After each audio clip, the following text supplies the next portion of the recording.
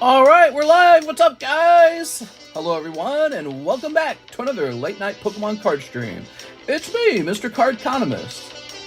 So that's the intro, and now we're going to set up the stream. We're starting at 12:16, which means I was about 40 minutes late, 45.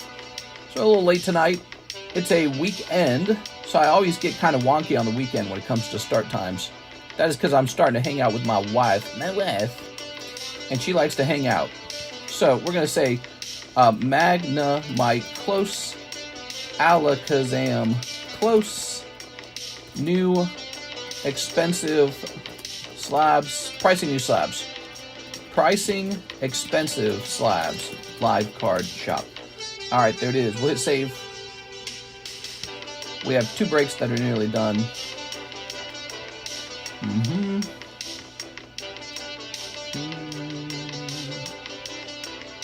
Okay, so let's just see. We're going to come over here. We're live for Friday night.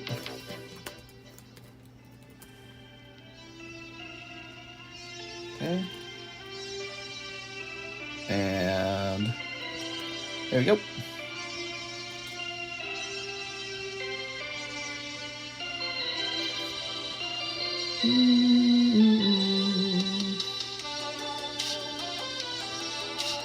Scooby-ba-dooby-dum. The Synthwave Mario has been very good. Okay, we got the Carl giveaway going. Carl. Clean up a few of these.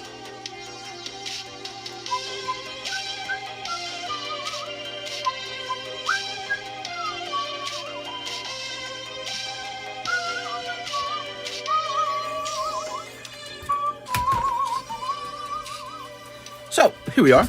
Haha. What's going on, guys? Let's go ahead and close this out. Scooby-Dooby-Dooby-Dooby-Dooby-Dum. Ooh. Oh, so Alakazam has 1 spot, and Mangemite has 2 spots. Whoa. Those are both almost done.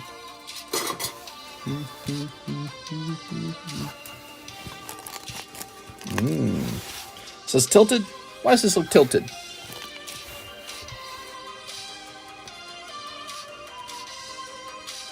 It's okay.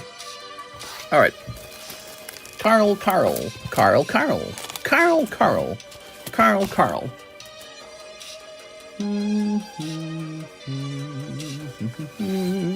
Yeah, Mom, you got it. Okay, we got Mr. 1, Mom. All right, it's back to work already, right? Back to work. Ooh. Her mom's like, what? Mister, if I wanted to grade 2 cards, how much would that be? Would that be $30? If I wanted to grade 2 cards. Oh, are you asking me about PSA Middleman? It's $45 a card. It's a lot more than $30 for 2 cards. Way more. If you want to grade the card yourself with PSA, you will probably save a little money. So feel free to do it that way. All right. Go ahead and jump out of there. Way more expensive. Here's David. 2 Japanese Azure Lane, 5 OP8s. All right. Japanese Azure Lanes. And 5 of the OP8s.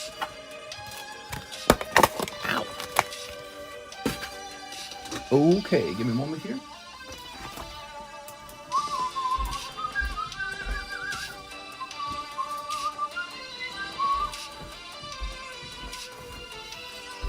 Wow, what a cool song, man.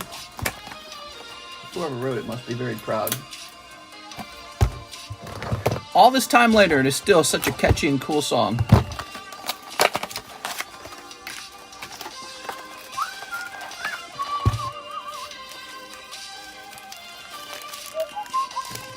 How's my teeth? They're feeling good. Yeah, I got my crown installed. Everything seems to be fine. I have another dental appointment in December. There we go. They're going to do a cavity filling on one tooth. All right, and then after that, I don't think I have anything left to do. There's always something that needs to be done to your teeth, you know? Did it hurt? Yeah, it did. Here we are. The dentist is painful, guys. This is the bottom line. But you know what? You do it because you know it's more painful? Having bad teeth. So you just go do it. It's an investment. So take it from me. Go get your teeth worked on. Yeah. Don't let your cavities turn into root canals. That's a really bad situation. And then if you have to have a root canal, just get it done. Or have the tooth pulled, one or the other. But here we are. Oh, the bunny. Okay, there we go. Yeah, it sucks. The dentist definitely sucks. The majority of the pain is the initial stabbing. They stab you to numb you up. And they go, oh, this is going to be a pinch. But it's never quite a pinch, is it? It's actually a pretty serious stab. Then the numbing agent takes over and you go numb. If they don't numb you properly, which is a problem I experience a lot, you'll feel a little pain into the operation. At which point you say, ow! And you say, all right, numb me up for real. Then they numb you up for real. And then everything goes numb. So you don't feel anything anymore at that point. There it is, David. Mr. David Velez. What do we do with you, David? Did we create a new bag for you? That's what we did, right? Yeah, they usually can't numb me up with one shot. They always think they do. Any dentist I've had learns that they got to numb me up twice, and then I'm finally numb. Do crowns hurt? Having one doesn't hurt. Does installing the crown hurt? Not really. I mean, they just installed my crown, and there was no... they didn't do any numbing agent at all. What they're really doing is they've created a mount on the tooth, and they've got, like, cement. They just kind of push your gums around a lot. I mean, it kind of hurts. You know, like my gums were bleeding because they really pushed that tooth in. But it's not that bad. Yeah, I would say the most painful thing you could do at a doctor is a root canal, without any doubt. Root canals are painful. You are in for a roller coaster ride if you get one of those. So, root canals, that is the #1 worst thing I've done at a dentist so far. And because they get these really long drills. They get these drill bits that are like, I swear to God, the drill bit, if this is the end, this is the starting point. So they get this drill bit and it goes down in your tooth. It goes way down. And when it gets really far down into the tooth, it's like the numbing agent's not there or something. And it starts to feel like just getting drilled, and it really hurts. So, now I don't know. Everyone experiences the numbing agent differently is what I was told. So maybe for me, it just doesn't work very well on me. But man, root canals hurt like a son of a bitch. They're really painful. But you won't feel most of the root canal. However, you'll be stuck with your mouth open for like 3 hours in some cases. Maybe that doesn't sound like it's too bad. It's horrible. Your jaw feels like it's breaking by the end of it. I mean, you're not allowed to close your mouth at all because there'll be pins sticking out of the tooth. So if you close your mouth, you'll crush the pins into the tooth. So they'll put like a bite block even to ensure you're incapable of closing your mouth. They'll be like, you're not closing your mouth for sure. And it depends on which tooth you're having done. If you've got the front teeth or like teeth that are near the front done, those are easy. They got like one root. But the teeth in the back, they got 3 roots. And so they got to drill each one of those. And it just takes like 3 hours. It's just really, really long and painful. Yep. And then you got to pay a lot of money for it too. It's so expensive. You only have to have a root canal if you fail to take care of your cavities, guys. So if you've got cavities, just go get them done. They're like 1,000 times easier than a root canal. Oh my God, a tooth filling, a cavity filling can take like 30 minutes. It can be done in like 30 minutes. You get stabbed with the numbing agent, then he drills a bit. Bada bing, bada boom, it's over. But the root canal, they got to drill down the entire tooth. They got to destroy basically the entire tooth and turn it into a crown stump. And then they got to drill those roots, and I'm telling you, it just takes hours. Really awful. So the next day you wake up, and it feels like you've been punched in the face. That's how painful it is the next day after a root canal. That's how bad it is. It feels like you can't open your jaw because your jaw's been ruined. It's really, really, really painful. They hit my tongue with the grinding bit. I didn't find out till the numbness went away. Yeah, they did that to Karis. I usually ask for bite block at the beginning. Yep, bite blocks. Yep, get it done, guys, because you want to be able to chew, don't you? You got to be able to chew your food. So you got to do it. Go get your stuff done. Ooh, Snorlax. 4 of spades. It's already got a price. Let's take a look at the orders. We just finished David Velez. We have an order from Jeff Leon, 2 Fantasia Funko. That was 6 hours ago. We must have been shutting down. All right, here it is. All right, cool, man. My tongue was a squirming. Ugh. Yep. They gave Karis, my wife, oxycodone because they hit her tongue. And as the numbing agent came down, she was like, it hurt so bad. She was in agonizing pain. There we go. So just hollows in this round. Okay, just hollows. There we go. She got on that oxycodone because she had to, because it was that painful. She couldn't believe it. She's like, this is the worst. It's like the tongue hurts 1,000 times more than the tooth. There we are. She had to have some major work done when she was young, and it included like screws going into her bone. And so she had to have some of the screws had to be like trimmed because they were like, there was like infections occurring where the screw was like cutting into her flesh incorrectly. So she had to go back and get them trimmed and all this. And man, she didn't like having her teeth worked on either. Jeff Leon, does anyone really like going to the dentist? Nobody likes it. Nobody's like signing up to go to the dentist because they love going to, it's not like getting your nails done. I'm going to get my nails did. It's not like that. No. Here's Joey Maycumber, 1 Neo spot for Joey Maycumber.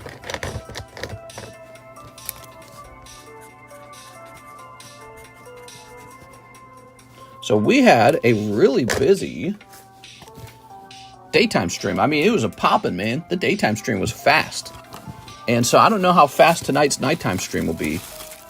So I figure we price up some slabs if it's slow. 1, 2, 3, 4, 5, 6, 7. We got 7 of these. 7.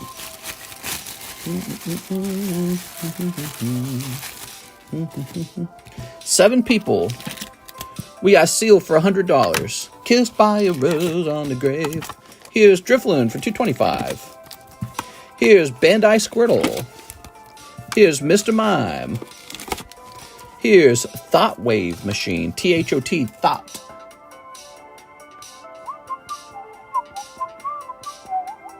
All right, we're waiting for new orders now. Turn that down a little bit now. We got our Charizard giveaway thanks to Brandon Warder. Welcome, guys. We have snacks. I think I have a new item for the menu you guys might be interested in.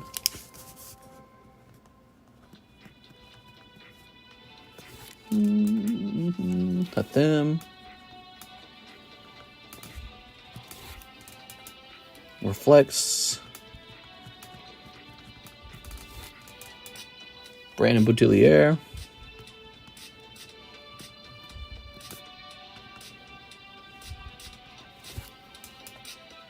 Fushio.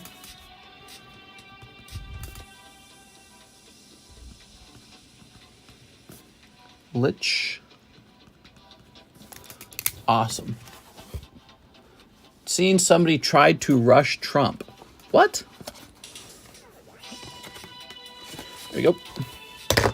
Did they actually? Like today? I have not been paying attention to the news.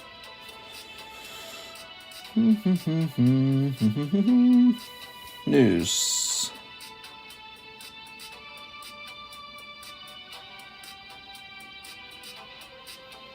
I don't see it in the news.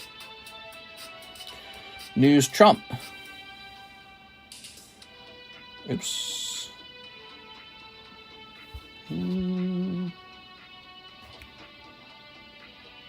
I'll be voting no. Trump clarifies his stance on abortion. Nope. I don't see any articles saying he got rushed.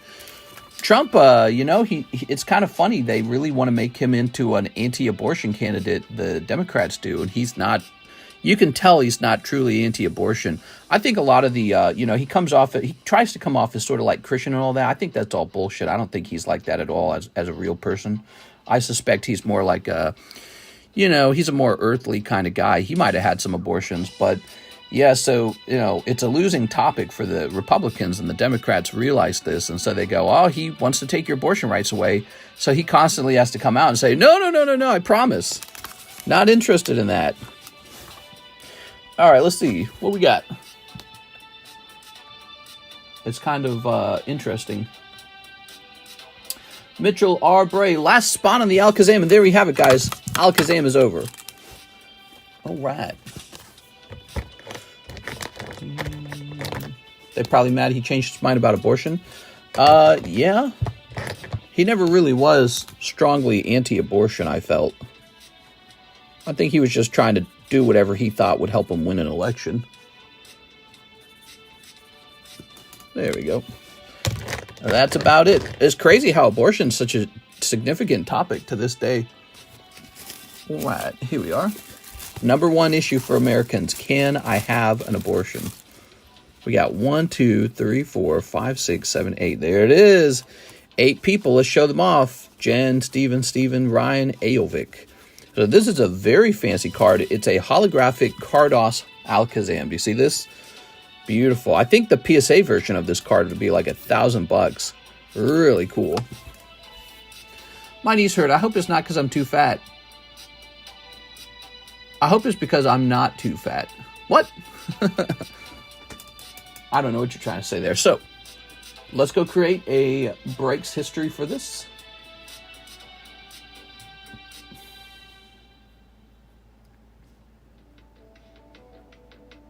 Breaks history. Time to get Arturo Perez on Ozempic. Alakazam. There goes. What up, mister? 1,500? He's 1,500 if he was the PSA version. PSA ones go for a much higher price. 1, 2, 3, 4, 5, 6, 7, 8. Okay, 8 of those. Did you see a 1929 Disney card you have listed is for $79,000 on eBay? I have seen that, and I think it's kind of a made-up price. Okay, so this is not a star. There's no star spot in this one. So it was 8 spots, no star spot. 1, 2, 3, 4, 5, 6, 7, 8. There it is. Okay, cool. All right.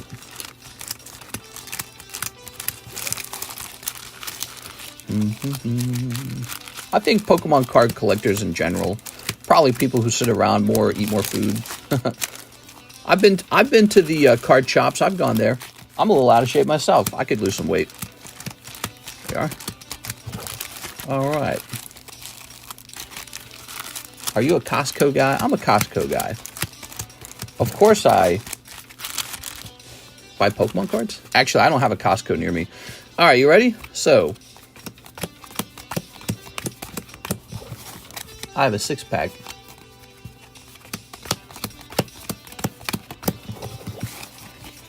Of course, we're going to eat chicken bakes while shopping. I wish I had a Costco near us. That'd probably be fun. We have no Costco in Lake of the Ozarks. We're lucky to have a Walmart. All right, give me a number.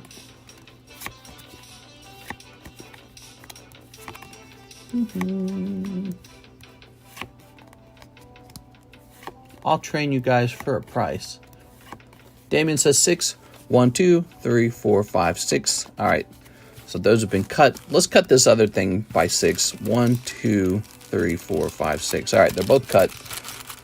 Are you ready? So we've got Steven Coulson. And there it is right off the bat. Steven Coulson. That's crazy, dude. All right, Steven Coulson gets it. Here's... Oops. Let's hand out everyone else's pull. Here's Mitchell R. Bray.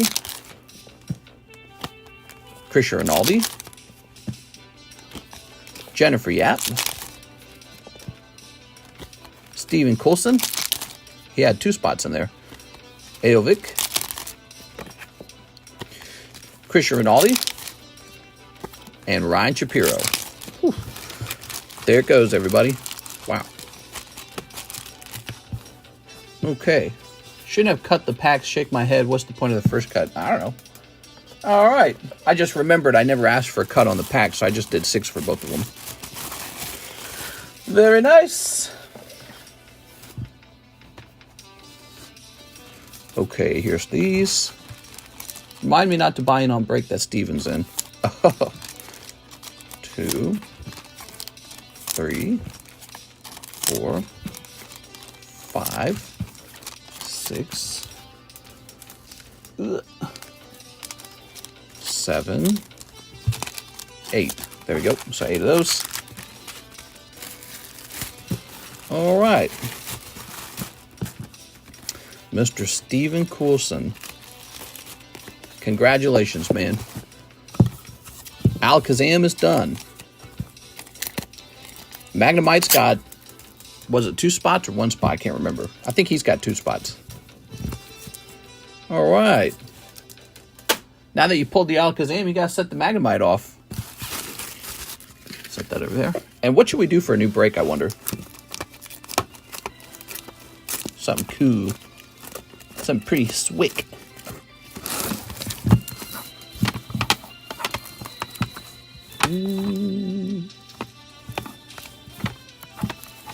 Scooby-ba-dooby-doo.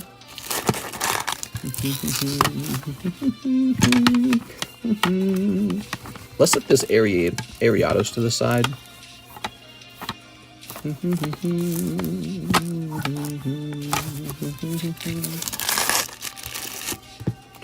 All right, set that guy here.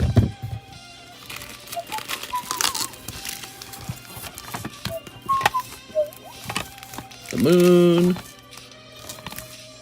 Those are kind of cool. The poker cards.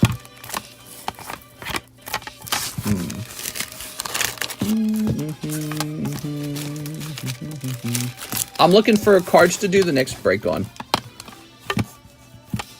Does anything tickle your fancy? Giratina's always fun. He's good. 950, 295, 4 honey. 4 honey for the Snorlax.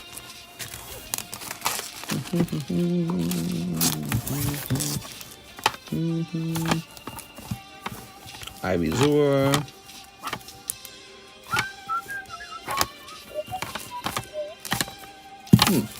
You ever thought about doing a break on more expensive rock cards?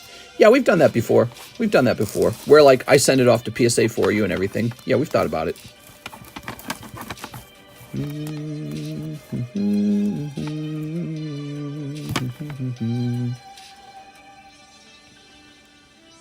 Snorlax looking cutie. Yeah, he's looking cutie.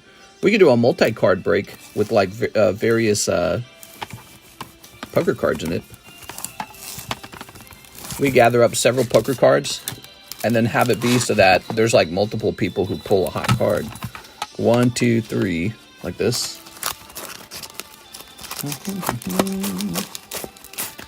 4, maybe.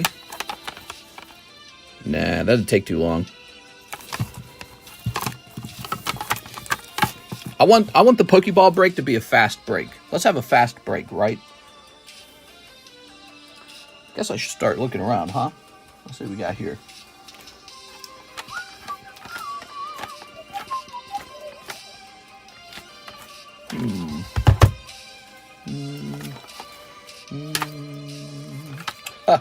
This one would break.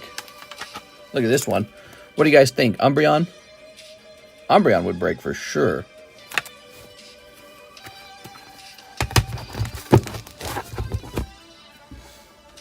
Should make the breaks Poke Great, Ultra, and Master Ball. That's interesting.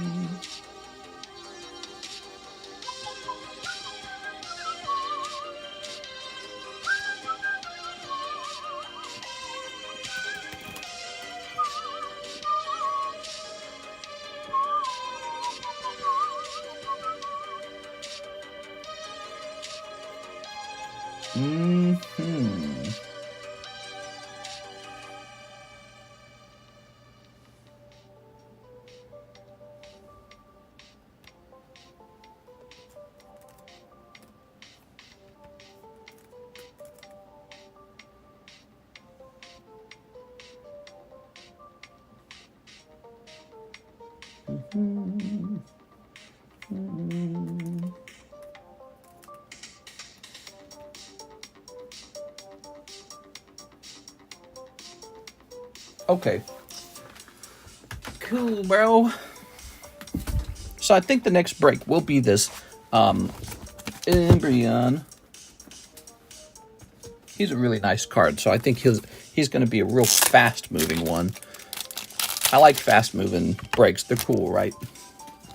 But he's going to be a little pricey, and there's a good reason for that. It's because after he sells, I have to go buy another one. He's a pristine 10, too. Isn't that cool? So that's nice. All right. Where's this? Yep. What I'm trying to say is I can't just go grade more and more and more of these. We're going to say $40, 1 in 9. So it's 1 in 9. And the way it's kind of working here, one of those spots is a star card spot. So this round, this round will actually have a star card in it. Look at that smear. No, I kind of want the other pen back now. Too much smear there. Okay. This is a Pokeball break. That's the new Pokeball break, everybody. Way too big of a drop-off to cross-grade. The drop-off from PSA 9 to 10 Carddass Alakazam is over 900. Yep, sure is. Oh, look at that. The whole table is poker cards now. That's cool, man. All right, so that one could be a fast-moving one. I don't know, but it's a pristine 10 Umbreon, so I have my feelings.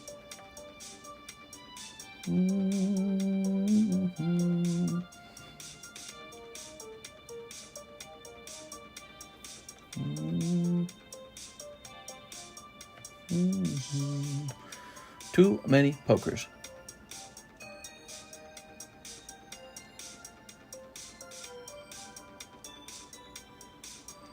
Give it one moment. Click. I bought groceries today for the week. $300 for groceries. My God, dude.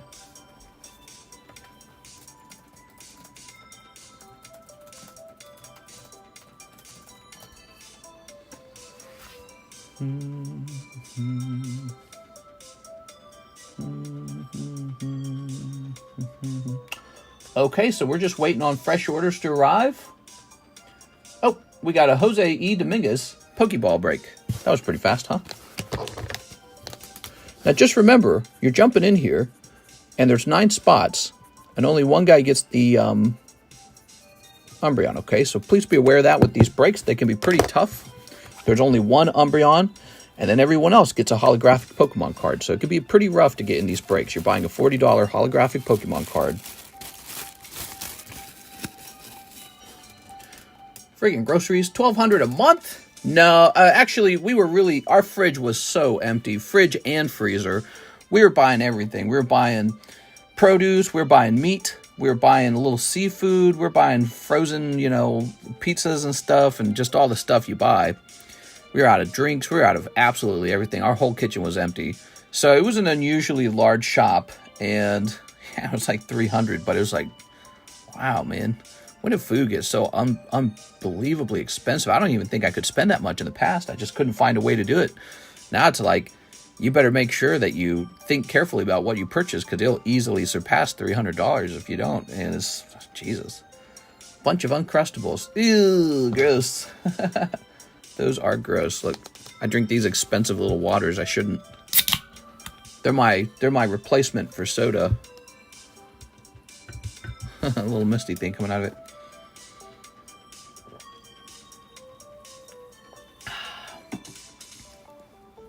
How much is an Ultra Prism pack? Well, they're not directly for sale, but I believe there's going to be an extra one. Here it is. So you could potentially send in for the extra pack, because I need this for the last round. I think we should probably not sell this until the last round is opened. All right. But by the way, how many spots left over here? Yeah, I only have 1 box of Ultra Prism, so the whole thing is for breaks. So Jeff Leon took 5 spots in here. 5 spots remain, $14 a spot. It gives you a half pack.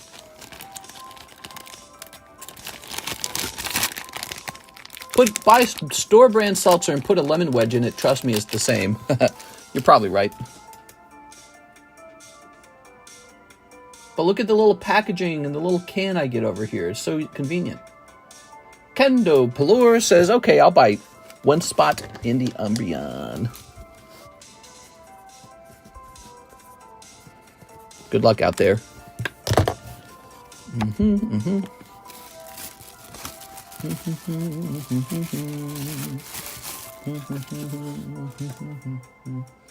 Matthew White says, towards my ride on Slab Away. Matthew White. Slab Away.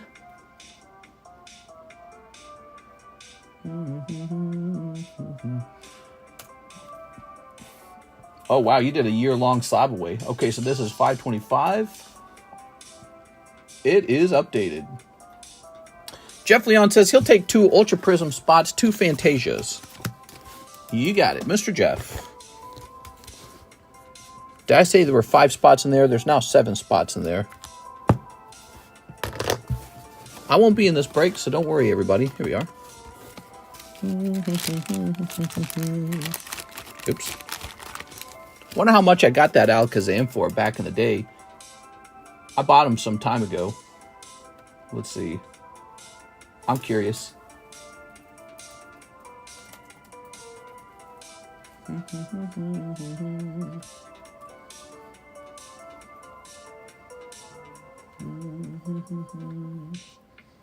You see, I bought him back when he was a 9.5.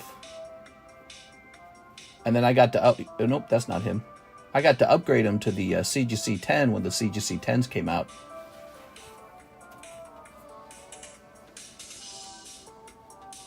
So weird. He doesn't even show up in my history. I must have bought him some other way. Crazy. Yeah, I don't know how I even acquired him. Whew. Mr. Do you have any Gengar secret art from Fusion Strikes? Yep. We're just sitting on that one. We're waiting to do a break on that one. That's what's going on there. Jeff Leon. 2 Ultra Prism spots. 2 Fantasia Bunkos. Don't even know what I paid for the Alakazam. Because I bought him some other way. I probably got him in a trade or something like that. Oh, I think I know how I got him. I think I traded him a long time ago with the gentleman that used to order here all the time. And then he reached out to me and sold me a bunch of 9.5s just before CGC announced the upgrade. I said, I'll buy them. Konnichiwa! All right. Did I collect the data the right way? The weapon ranking to 4%. Was there anything else you needed? Yeah, that was good. You did a good job. I just got to make the video now. Last night, I sat down and I searched for the first Wyverian for 2 hours, and I could not find him, and then I ran out of time. So tonight, we do have the data. Somebody else got the data for Xbox. So now we got Xbox, PlayStation, and PC. We're good to go. We are good to go. All right. 2 cold packs there, Jeff. Sorry, Jeff. You don't want to give me a buy now for the 2 cards I sent you on Discord? Oh, in Discord, huh? It's definitely... Well, I don't want to offend. That's what's going on. There's, of course, a price. Like, let's say you said they were $1 each. Well, I'd be an idiot not to buy them for $1, right? So there's some price where I'll be like, send them over, I'm going to buy them. Thing is, I don't want you to be, like, offended by the price. So when I feel like my price is going to be too low, I just say... put it on eBay or something. That's why I say, go pop, which you can do, by the way. You know, if you put it on eBay, you're going to get good money on eBay, presumably. Yeah, you got to pay an eBay fee, but you're going to get the market rate is on eBay, in my opinion. That's where everyone goes. So if you want, you just put it up on eBay. You don't got to sell it to me. Those 2 cards to me look like ones that would be hard to move. Here's Yellen to Jampins. 102 towards Slab Away. 102? That's so specific. All right, what we got with you, Yellen? I believe what we do is we add the 102 to the 884. 884 plus 102. So it's going up to 986. Okay, so you're actually almost done. You're about $500 away from being done. 1 spot in the Umbreon, 1 Halo pack. Oh, yeah. Yolin to Jampins. When is your graded Luffy promos coming back? Don't want to miss it on my vacay. I honestly do not know. I don't know when they'll be back. There we go. I wish they'd be back sooner than later. I need new slabs. Here's 1, 2, 3. So we are 3 deep. Very good job, me. You giving yourself a pat on the head? You're funny, man. All right, we got 1. Yes, thank you. 2 and 3. Actually, another PC player gathered the data as well. And so we had 2 independent sources showing that it's accurate between 2 different players. That's a good thing. So we know for sure that it's working. Just throw me a number. Trust me, I don't get offended. I wouldn't be able to do that live. I couldn't do that live. Pokemon Nostalgia Store. We are. So 1 Halo pack. Let's go get that Halo pack. 1 Halo pack. Where are we hiding those Halo packs? There they are.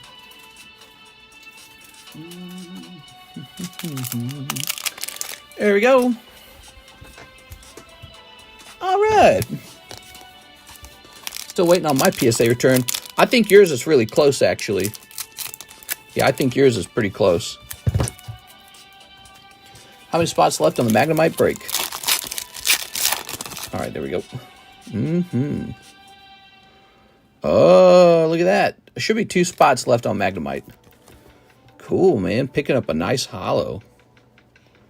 All right.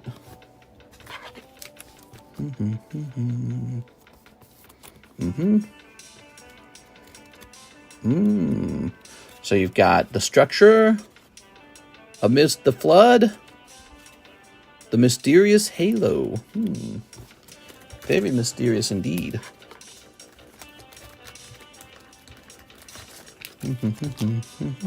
Sometimes you got to scratch your own back because no one else will. Yeah, sometimes I feel that way about my Diglett. There we go. Here's Hot in the Shade. Okay. All right, very nice. Under the Monster.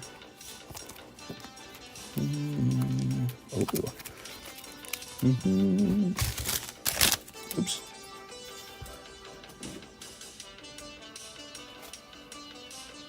Let's see. Ah, here we are. Yolin to Jampins.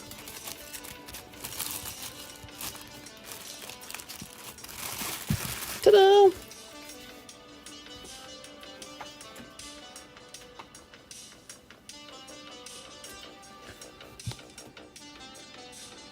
Close this out and... oh, Venomoth. Here's Charizard. Here's Delibird. Here's Mr. Mime. And here's Spectra Magneton. Stephen Coulson says he'll do 150 on Slab Away. Okay, Stephen Coulson. Now, Stephen, this won't ship out till Monday, okay? Oh, man, you finished that gem Mewtwo. Holy schmolies, man. You were fast with it. All right. Here it is. There it is. Check that out, guys. Rocket's Mewtwo for Mr. Stephen Coulson. Okay.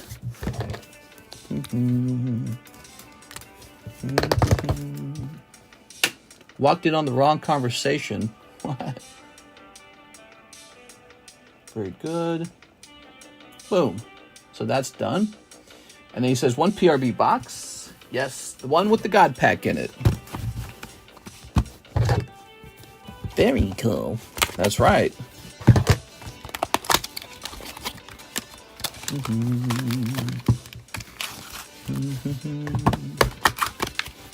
Toss that away.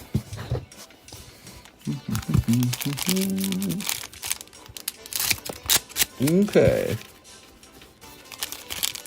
Step in this. Great, Mewtwo. That's a really nice Mewtwo. Step in this. And snipping this. Steep. All right. All right. Oh, all right. What we got? That's a full art. It's a rainbow. Whoa, DNA. Here's some holo. Here's some full art. Kaido!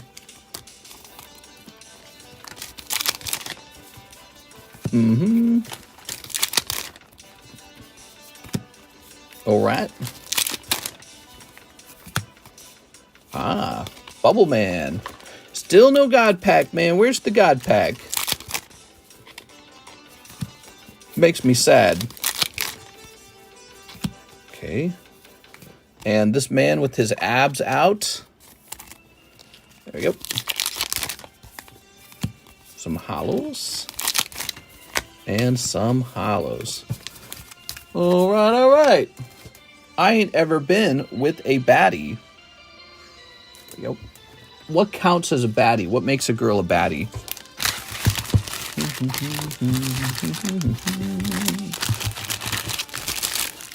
Go that way. Ooh.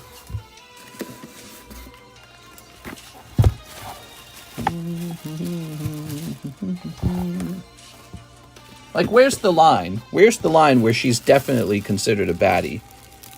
Is it sort of based off of, you know, is there like a panel of men who say, okay, she counts, she's a baddie?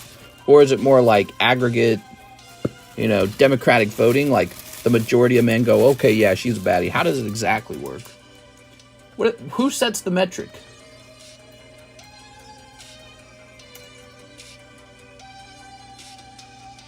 There you go.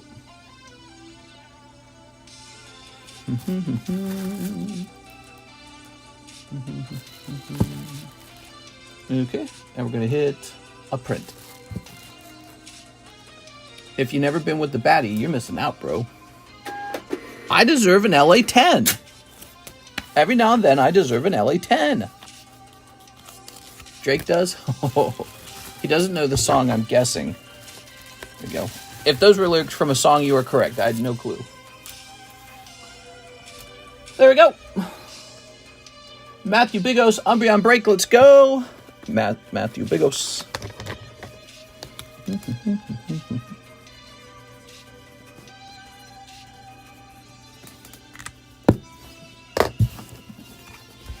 Okay, so Matthew Bigos.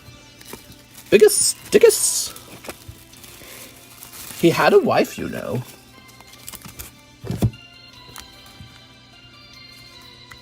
There we go.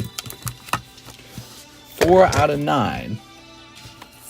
Baddies are used to the attention. You got to play it cool. Here's Jeff Leon. 5 spots in the Ultra Prism. 5 spots in the Ultra Prism. Yeah, bro. You got to be a cool... Hey, yo.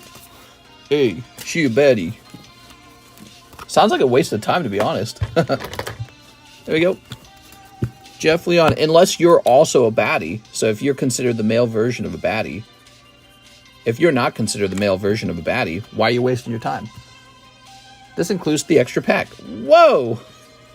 Jeff Leon, I think, is just... Wait, is there any other card other than yours, Jeff? Oops. 1, 2, 3, 4, 5, 6. They're all yours. All right.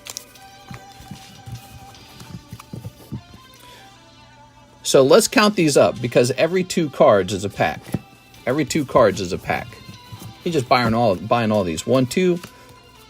So that's 1, 2, 3, 4, 5, 6. All right, you bought 6 packs in a row.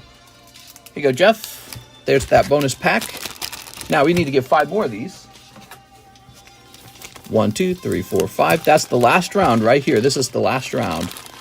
And you got 1 spot in the last round, Mr. Jeff. So this round of the Ultra Prism goes off, and it's all basically Mr. Jeff's order. So there's no, you know, there's no wondering who won. He got all of them. He wanted those so bad. Nothing wrong with that. It was a good set. Hippodon. But we're going to hope that there's another hit in here, because if there isn't, it's going to be super annoying.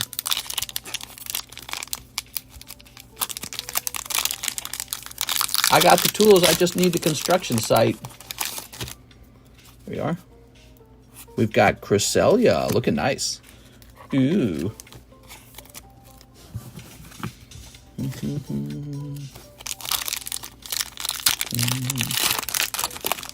Here we are. All right. Very nice. Magirna. Everyone's a baddie when they're young and healthy. It's when we get old.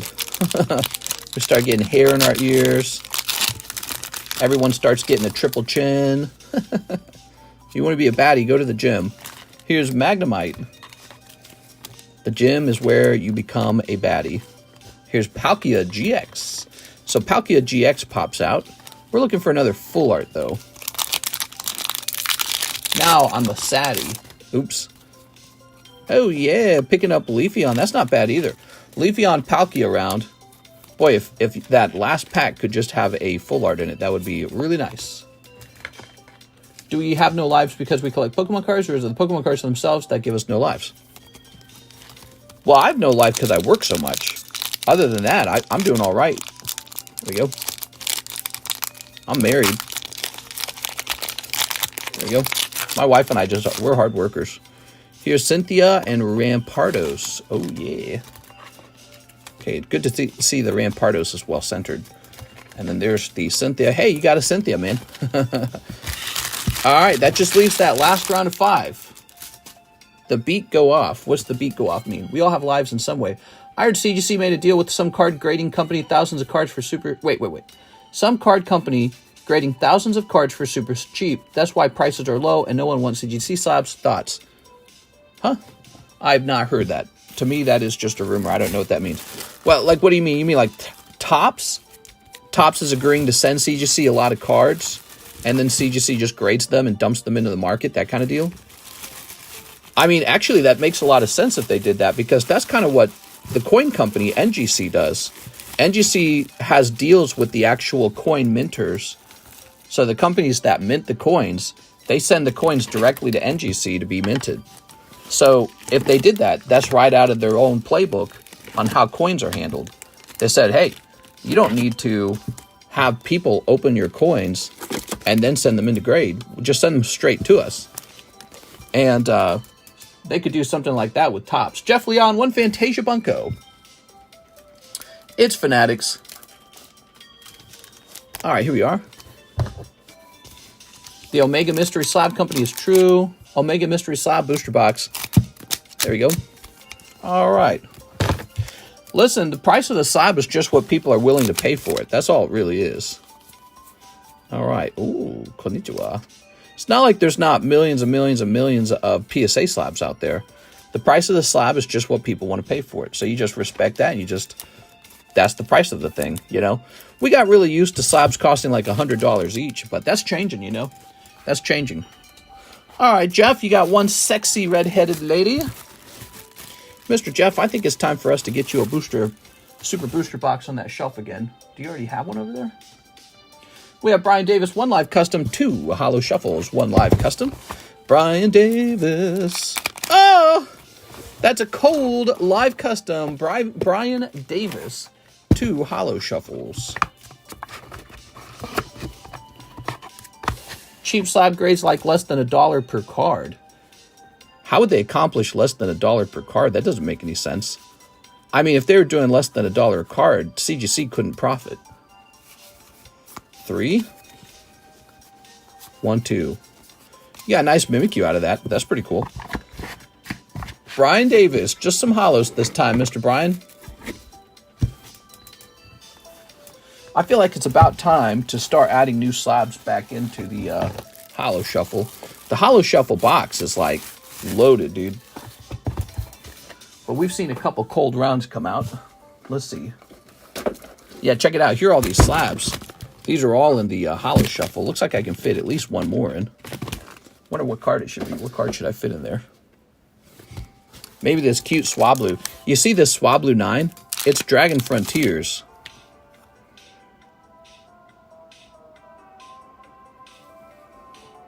I think I was hoping for a 10 on this one. Always tempting to just crack it and send it to like PSA, you know?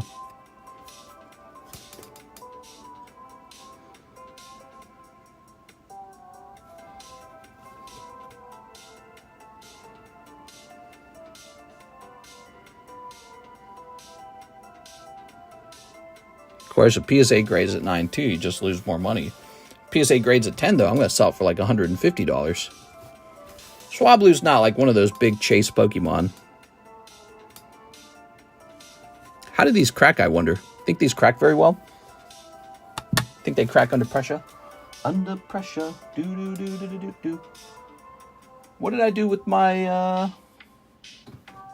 Oh, man, I don't even know where my slab cracking material, my tools have gone. Here's one of the tools.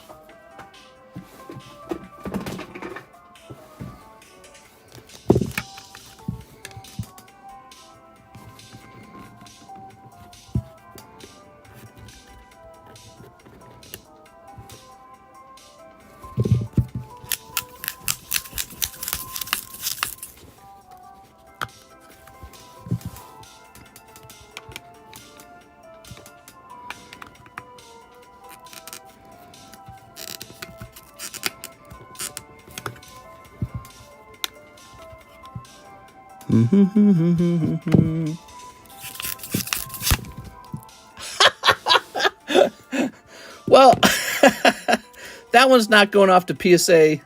Oh, well. I've never broken a tag slab before. We were trying to get to this point. I should have just given it more time. My ears. We should have just given it more time. I almost had it. Oh, well. It was a cheap card. All right. I mean, it's kind of a bummer because I wanted to see what would happen if I sent it to PSA. Clip it! So these are not very flexible. The other slabs, like a PSA slab, is more... Of course, they're coming out with that new PSA slab. See, this is the new one. So this is really, really not a flexible kind of material. I guess it makes sense. It's a really thick plastic. Yeah. Jesus, dude. All right. There goes $30. I was selling it for 30. I could have just given that away. Sign it and TCC slab it.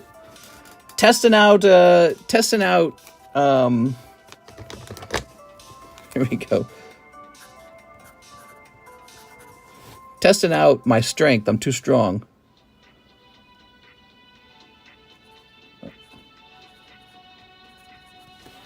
Oops, kind of wrote my 8 funny there. All right, so it's 824. We cracked it. Cracking out a Swablu. All right, awesome. It's a stream memento. Ouchie. So the material that their plastic is made out of is thicker. And I think what happened is when I was twisting it, it just snapped. Here we are. I did it, guys. I broke the card out. We'll set this over here. Someone's got to test it. I'll send this down to myself to be graded.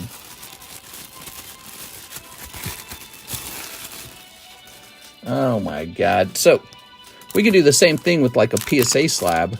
You guys want to watch me do it? I don't know if I should. I tell you what, we already destroyed one. Let's not do it twice. Let's get to the next order if there is one. Poor Swablu. Next up, we've got an order from Matthew Suchi. Mangemite, YouTube name. Hit. LMAO, you won't. I mean, I can do it. Mister, you need pliers. Yeah, I know. I don't have them with me. There we go. Oh. This is for the Mangemite. Very nice. Crack, cut, then use a flathead screwdriver. Can you take like a grinder to it? I've actually tested that. I have an unused grinder in my basement as a result. There we go. Yes, a Dremel, I believe it's called. I bought a Dremel. And what the problem was, when you use the Dremel, the plastic actually heats up and melts. So it makes a big mess.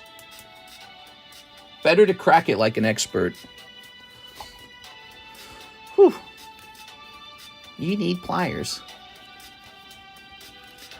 Ooh, that makes sense. If I have one cheaper than this...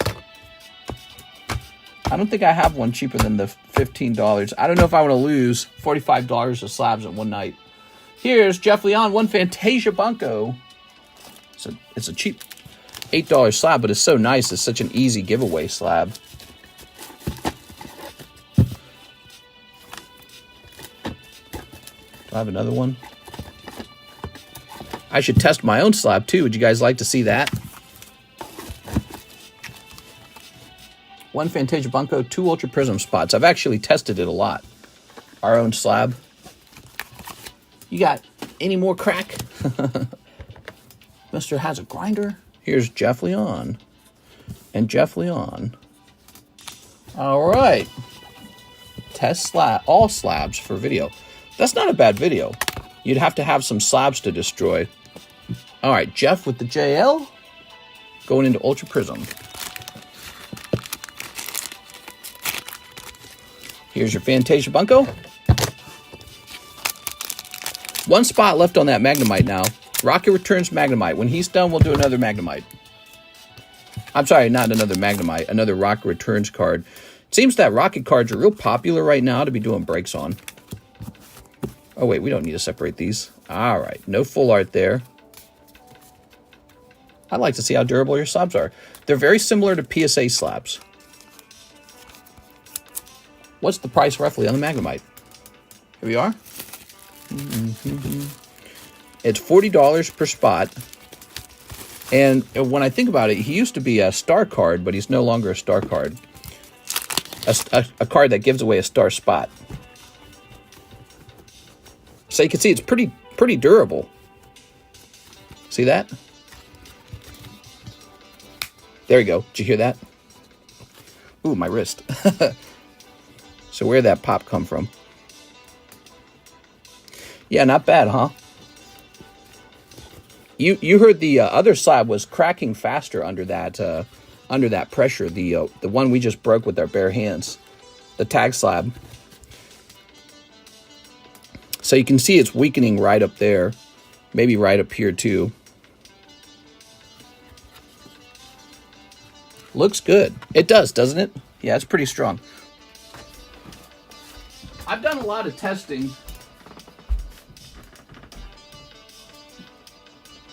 You know, there's like settings on the encapsulator that you decide that will affect how strong the encapsulation is. You'd think the goal is to have the strongest possible encapsulation, but that's actually not true.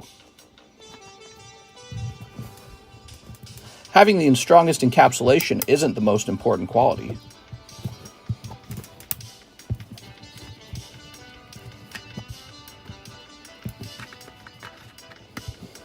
By the way, this is not the usual equipment for breaking a slab out. I bought this some time ago to test it. It doesn't do a very good job, does it?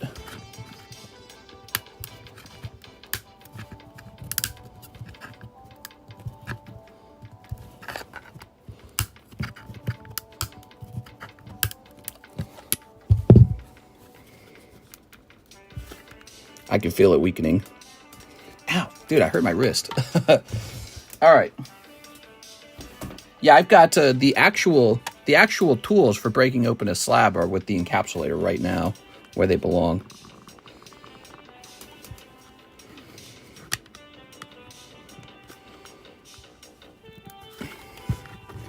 I'd use my left arm, but my left arm doesn't have the coordination. It doesn't have like the intelligence that my right hand has. Your slab is indestructible. No, not indestructible, but maybe about as good as a PSA slab.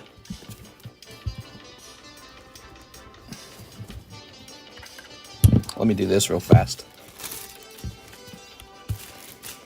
It's about the same as a PSA slab. It's not a lot different. All right, time to actually break this.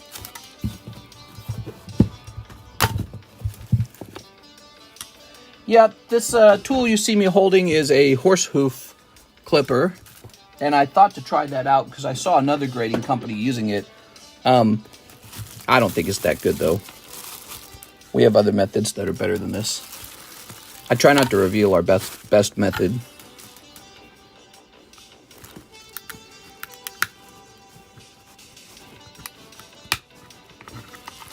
All right, cool, man.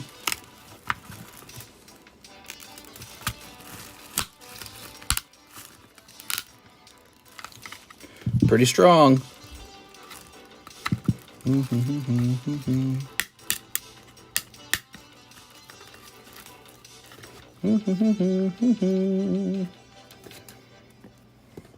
There's our Devolution Spray. Somebody graded this with me and I gave it a 7, dude. I'm like, nah, it's terrible.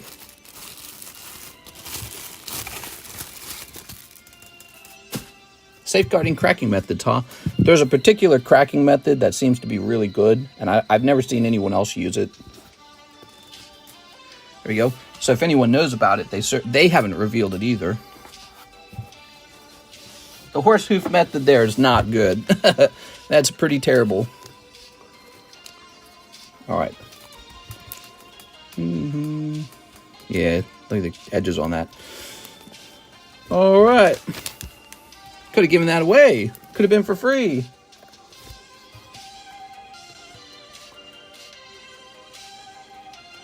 All right, so next up we've got Brian Davis, 4 more Holo Shuffles. You got it, Brian Davis. Can you make a video testing the durability of every company's slabs? I've heard ace grading is incredibly hard to break. Yeah, we actually tested ace grading on this channel before, and their slab was just really, really tough. Now, you would think that's a really good thing, right? But it's not. That is not a good thing. Because when you grade cards, one thing's for sure. One day, you need to crack open that slab. And that's because the labels get out of date. The slabs get scratches on them. They get foggy. Maybe you want to cross-grade it with another company. So the goal isn't to have an indestructible slab. You just want a tough one. And when the slab gets peeled open, you want it to be so that they can't just put it back together and you can't tell the difference. So let's say the PSA slab has a easy-to-crack slab. That's all right, as long as after you're done cracking it, the sides are all destroyed so you can never put it back together again. That's what's most important. Okay, yeah, look at that. PSA 10 Pikachu made. All right. Yeah, it's most important that they just can't put it back together again. All right, here you are, Mr. Brian Davis.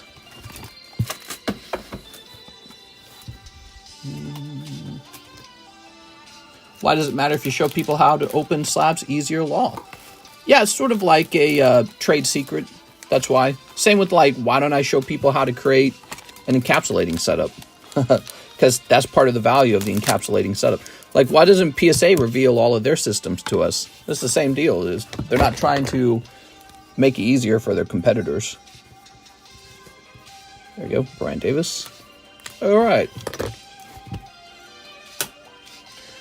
I like that, and it's good to know that your slab is durable, but easy to get into if you want to regrade with someone else. Yeah, I would say our difficulty is just about the same difficulty as PSA's. CGC's been pretty tough before, but actually CGC is an interesting one. Yeah, they're all difficult. They're all difficult. But PSA, I think, is arguably one of the easier slabs to crack. But that's okay. I really think that that's all right. You're just supposed to be able to get it out nice and neat, and then you can go cross-grade it or whatever it is you're planning on doing. All right. Jeff Leon, One Fantasia Bunko. Mr. Jeff. This episode brought to you by Jeff Leon. Happy Friday night, by the way, guys. What are you guys doing on this Friday night? Wow, we only have 100 viewers on a Friday night. Holy moly. Holy moly, man. There we go. There must be a lot of streamers on or something, or people are out doing stuff they want to do.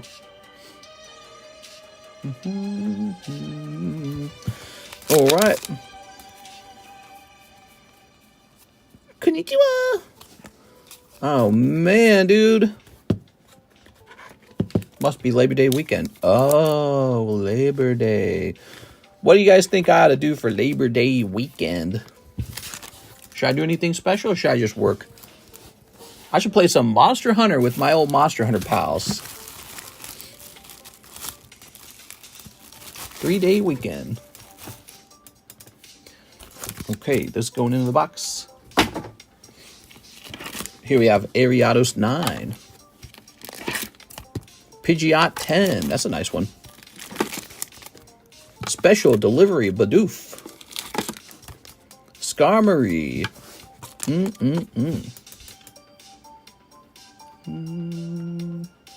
I thought about cracking all of my PSA 9s and CGC 9.5s or 9s and sending them all off to like GMA, you know, the GMA grading company. And I wonder if the GMA grading company would hand out a bunch of 10s if you did that. But also I wonder if you just sent it back in to like PSA if any of them would turn into 10s, you know. Because sometimes the difference between a 9 and a 10 is so colossal that it might actually be worth just trying it out. The regrade, you know. That's a kind of regrade where you crack the slab open. Send to something even more obscure like MNT.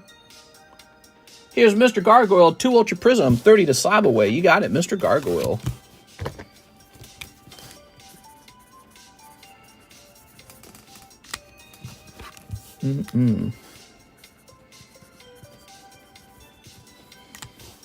There we go. Ultra Prism's been moving fast. When it's done, we'll grab a new box of something. 30 to slab away from Mr. Gargoyle.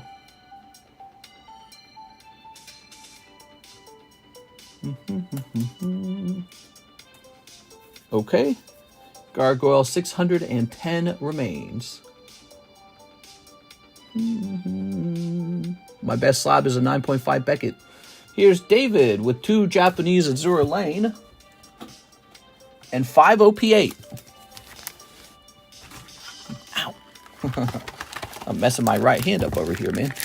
1, 2, 3, 4, 5. All right. Mr. David. Oh, yeah.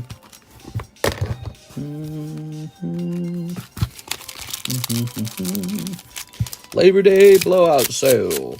What do you guys want to see on sale tonight? Do you guys want to see something new tonight? I got something new for you. Put that over there. I just didn't price it up. I'm going to crack the secret of OP8 one day. I got Twilight Masquerade blister packs with a little holographic Snorlax in it, so super cool. What you got for us? Here we are. Ooh. Tops on sale. Here we are. We opened a lot of tops this week. I'm not going to lie. We went through like 2 whole boxes of Top Series 1. We got Top Series 1 Wave 4. There's still some left. It's at a better price. And they are sticky, though. So they got a little stickiness to them. But no one's going to care about that. If you pull the Charizard, it's still going to look great. It's going to be a great video. Okay, here we are. I gotta say, you guys who open up OP One Piece, you guys get just a brutal pull rate on these mangas. I want to see what's after Magnemite is what I want. Yeah, we gotta take a look at our Rock Your Turn options. Oh yeah, David Velez. Mr. David.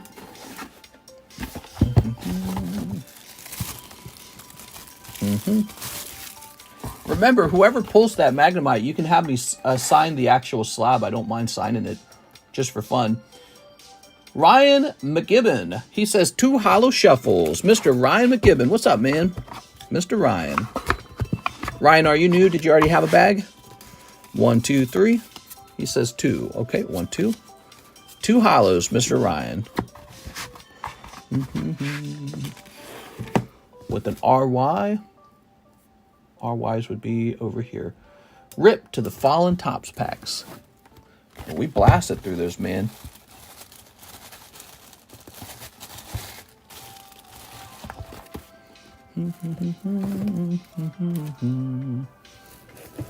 No bag, first purchase. Rip. Bliat. You sounded like it was a new order. Ryan. Maybe I'd take Karis out to watch another movie. We watched Alien. I think she had a good time.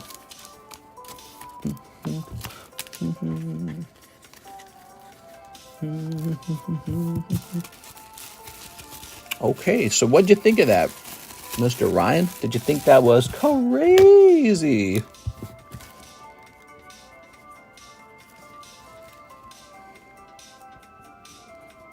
Mac Gibbon. 9.24. Does Shining Legends have more of a chance to get a hit? No, it does not. It has a lower chance to get a hit. It's very tough to do well in that set. Just trying to give you the truth. 1 Carddass Nike for Jimmy Torres. Jimmy! All right, Jimmy, what do we got? Oh, here they are. Couldn't see them. So, for those of you who like naughty girl cards, that's Nike Volume 2. And it's got a lot of booby cards in it.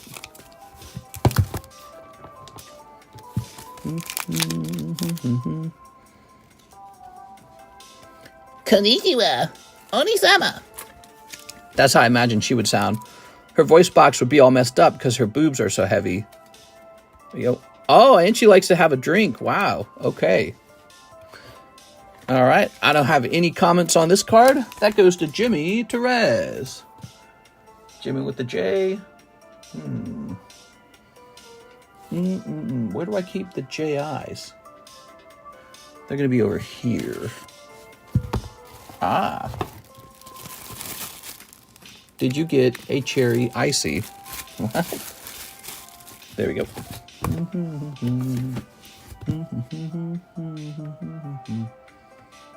Okay, and here is Jeff Leon, 2 Ultra Prisms, 1 Fantasia Bunko.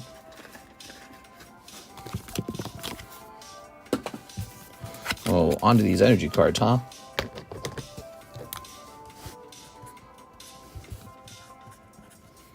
Let's see how many spots left in Ultra Prism.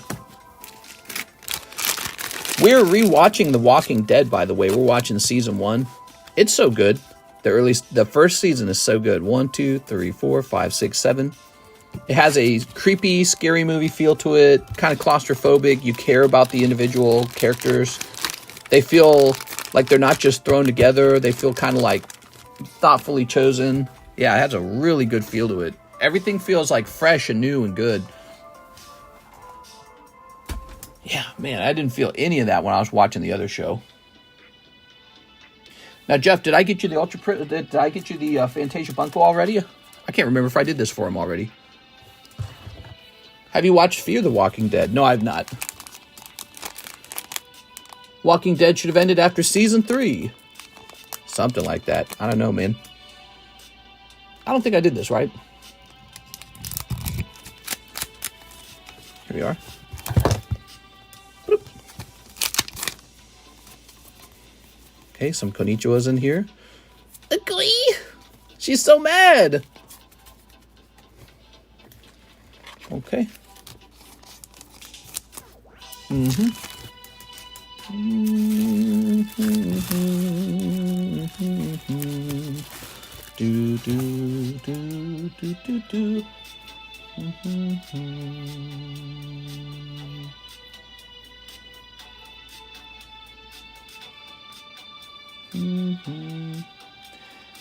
Mr. Adam Jordan Pashuis. Hey, man, I sent you a refund on PayPal. Be sure to go read that, okay? All right. Sweet. Okay, we have no new orders in the queue. Let's go ahead and get this round of slabs shuffled. There's Mario. Here's Lunatone. Here's Moltres. And here's Clefairy. Now, what do we have here? We have a Mega Absol, huh?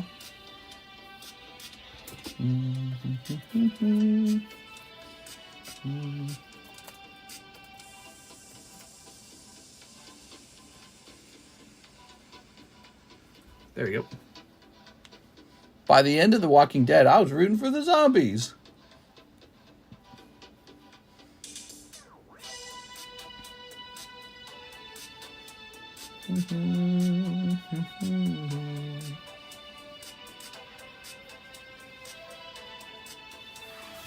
Well, it looks like there are none of these for sale, which I believe is what I found last time. So I have the only one for sale. There's not one up on eBay. Do you think the last Magnemite spot will sell tonight? It's a good chance. Yeah, I'd say there's a good chance the Magnemite spot sells tonight. People are always tempted to see what the outcome is, so they go, all right, I'll buy it. Since this guy hasn't sold yet, I'm going to reduce the price by 10% this round. $425 becomes $380. A yellow green marker.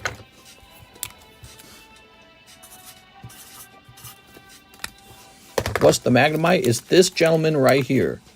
This is a Rocket Returns Magnemite with a population of just 24. He's a rare, he's a hit pull, okay? So he comes into the reverse holo slot in the pack of Rocket Returns. A Rocket Returns pack on eBay right now would cost you $800. There it is. Pop 24 of those Magnemites. I don't even think there's one for sale on the market right now. He's so rare.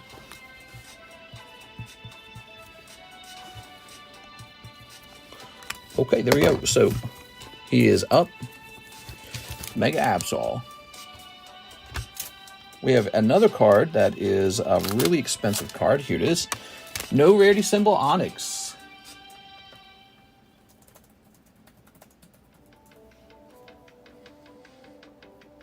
And there are none of these for sale. Is that right? Is it because I spelled it wrong? Oh, I did. I spelled it wrong. Hold on. Okay, so he's $490. This is like Japanese first edition Onyx 10. It's a really rare card that we have here. Very special. If you're an Onyx collector, this is like a holy grail card for you.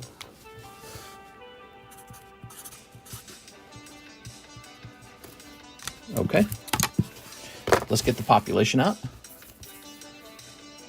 Did you hear, oops, did you hear in the Ring of Power they made orcs have families? We're supposed to feel sorry for the orcs now. Exactly, man. Man, that's crazy. That is definitely exactly what they do with TV shows nowadays. They ruin them. The whole idea of the orcs is that they were evil. And so in the past, you just had, you know, good guys versus evil. And that is not how shows are written anymore. There we go. Nowadays, if you're ambitious, that's evil. If you want to be the king, that's evil. If you want to be successful, that's evil. So the morals have all changed for TV shows. Everything's dramatically different. Like, Aragorn's the king, right? So if they had to rewrite Lord of the Rings now, Aragorn would be the bad guy. And he would be genociding the I don't know, the orcs that are just like the underclass or something. And there would be some sort of like underclass hero of the orcs. It would probably be like a strong woman or something. And the evil white male King Aragorn would spit on her dead family and be like, oh, you guys are the worst. We don't like orcs. We don't like your type. We don't like your kind. That would be the writing for today. Am I wrong? I mean, tell me if I'm wrong about this. This is basically what the writing would be. Arturo Perez for the Magnemite spot. There you go. Arturo's finishing it off. Very nice. It's supposed to be smart writing, I guess. But I don't think it's that smart if literally everyone's doing it. It becomes a trope. And it becomes a really overused, boring trope. At some point, you're just like, oh, brother, dude. Who isn't saying this? Is there anyone writing a show that's different from the other shows? What if the bad guys were the good guys? Oh, I've never thought of that one. All right, there we go. Sauron did nothing wrong. Yeah. All right, there we go. Yeah, and Aragorn looks like a jerk who lived in a frat house. And his daddy was probably rich. Son of a bitch. 1, 2, 3, 4, 5, 6, 7, 8, 9, 10. Magnemite's done. Okay, that is the end of the Magnemite. Let's show off the names. Oh, let's do the, what if the elves were gay? All right, let's see. Magnemite. All right. Everything is through the lens. Oh, Alicia's in this one. Everything is through the lens of social politics these days. Everything. Like, literally every TV show is just social politics. It couldn't just be there's an evil thing and we're trying to win against the evil thing. Like, why is that so bad? Sauron was evil. That's all there was to it. It was like demons and angels. All right. But, you know, we've been writing stories like this forever. Think of Paradise Lost. Maybe that's a very early example of people going, what if the bad guys were the good guys? So, but you knew they were going to do that with Lord of the Rings, because of course they're going to do that, because they've got no creativity. They got no flavor. They got no taste. They got no artistic direction that makes you go, oh, I love this. This makes me want to watch Lord of the Rings.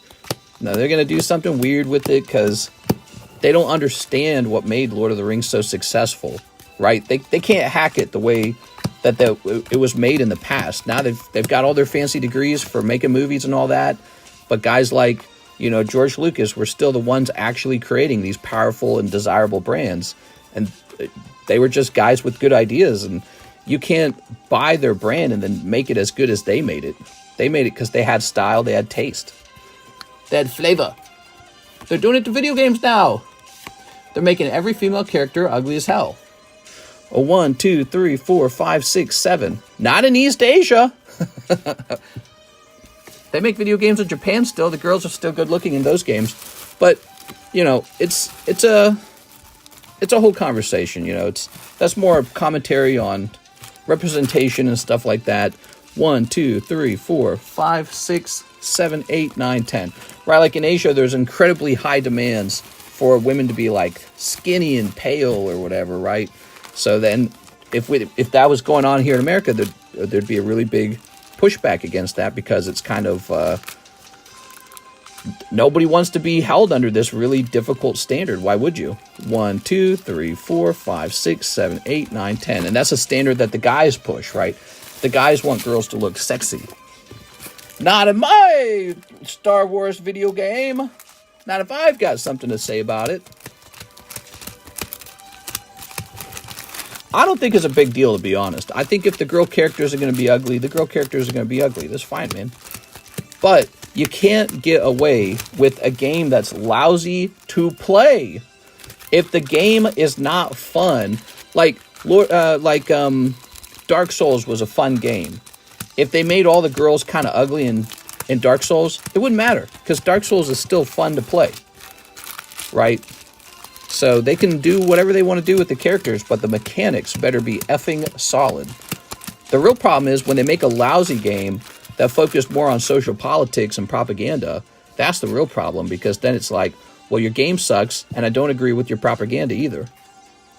All right, give me a number. Let's see. 4. 1, 2, 3, 4. There we go. All right. Yeah, I mean, I can understand girls' perspective, the pressure to look basically, sexy all the time. It's like, maybe I just want to be me. We got Mr. NHCC.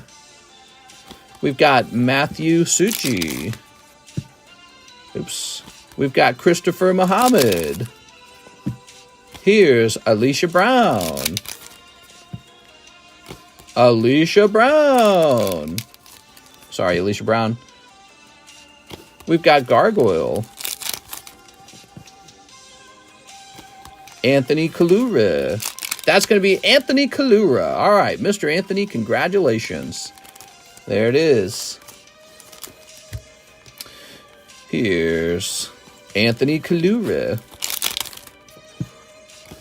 Alicia Brown. Oh, she was in deep on that one. And Arturo Perez. Thank you for your sacrifice, Mr. Arturo.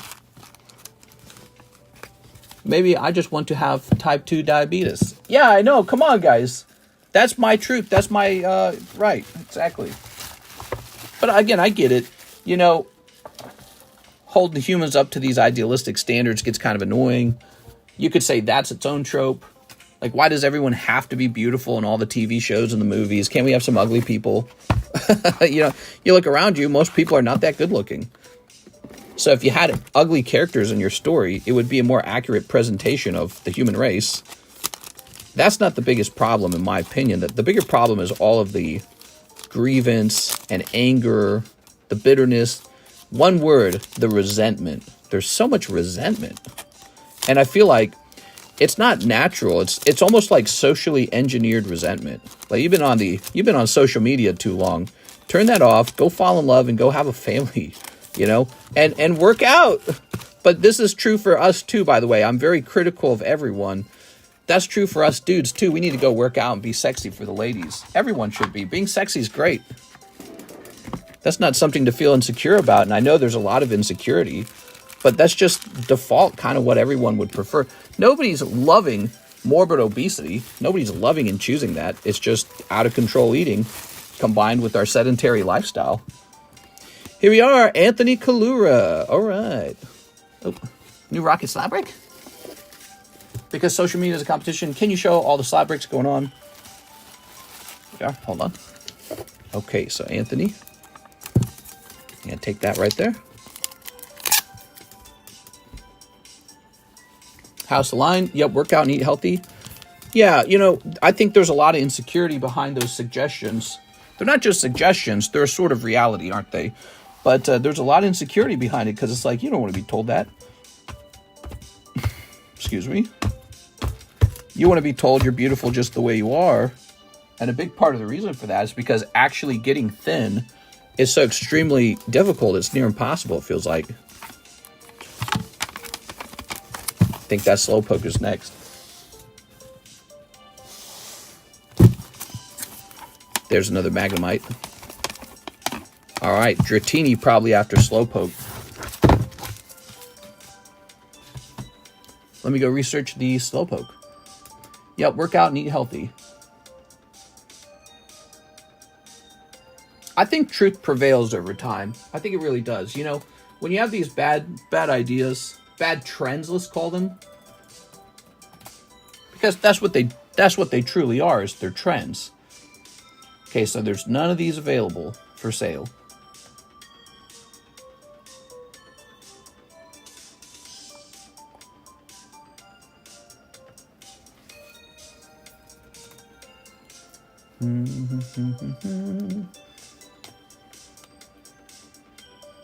I'm a very healthy veggie.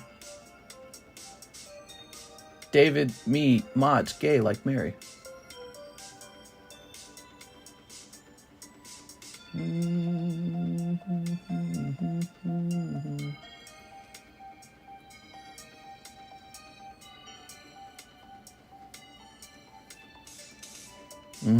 So it looks like we're going to do 360 for this one.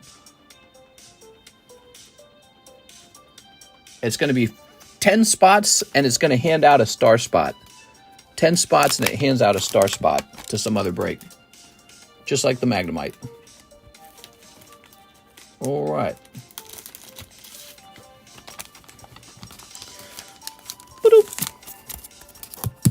I wonder what I paid for this guy.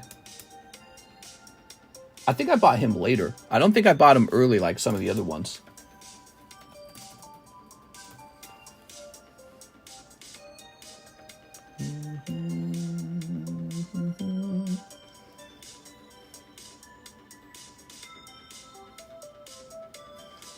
I don't know what I paid for him. Must have bought him in some kind of trade or something like that. Okay. Eat me like a burger. Like a booger?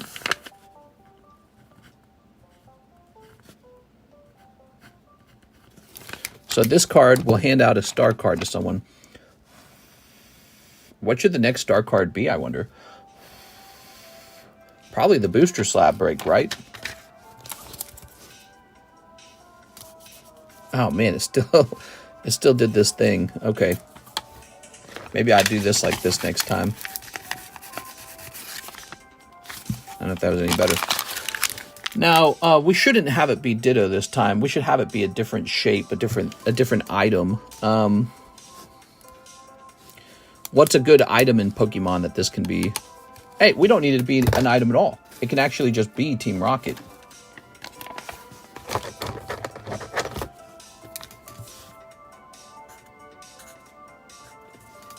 Okay, there we go. We got it. The Rocket Break.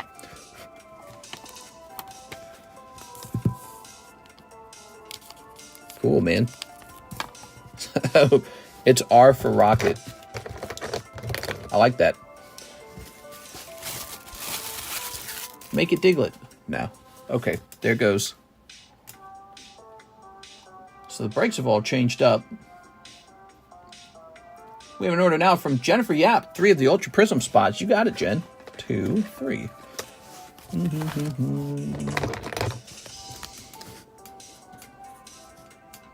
Jen. Miss Jen. R for Red Ribbon Army. So we've got a 1, 2, 3, 4, 5, 6, 7, 8, 9, 10. There it is, 10 of these. Oh.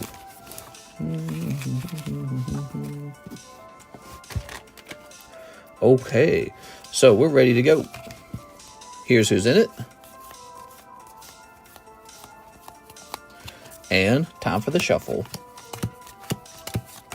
I think you got them for $69-ish. Do you have any Shedinja cards? I have a Ninjask. Yeah, I've got a Ninjask.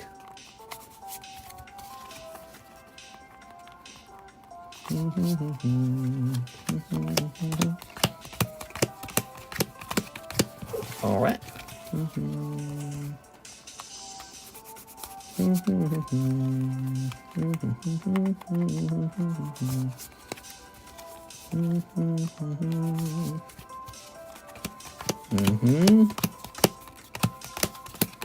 There it goes.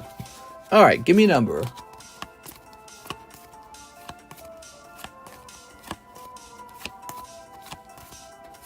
No looking freaks. Deoxys 1 looks awesome. 1, 2, 3, 4, 5, 6. There it goes. All right.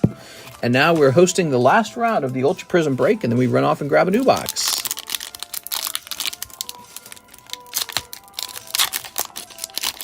A lot of stuff happening this weekend. This is a busy week for card sales. Oh, okay, there's the winner and the loser, basically. Sorry, I forgot to do this part. So that's Jen and Jeff Leon. All right, Mr. Jeff. Jeff, I think we need to get you a new bag, like, right now.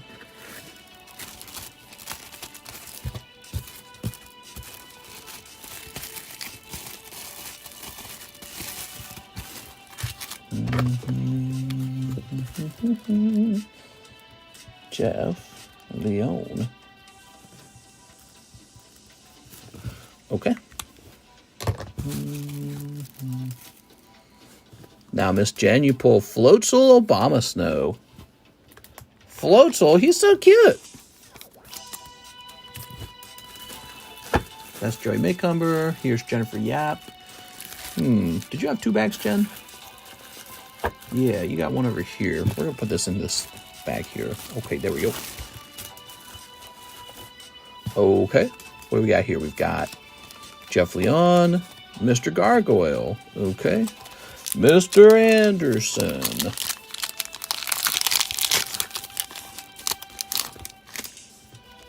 Yeah, I wish they'd just make some fun games, man. I don't care about their social politics, but the game's got to be fun. That's the worst part. It's got to be fun. Haha. You know, honestly, what I think social politics basically is in 2024, it's like our unexpressed religious feelings. That's what's really going on. Nobody really goes to church. If you're young, you don't go to church so much, or you don't believe as much. So instead of going to church, you kind of express those religiosity feelings in other mediums like TV, story writing, video game writing, social media posts. You know, so that's your politics and all that is just your religious beliefs, unexpressed, because normally you'd go to church for them. I just pulled a Gengar. No looking for EX Deoxys. Smashing the like button for Mr. Here's, we got Jen and Jen. Ooh.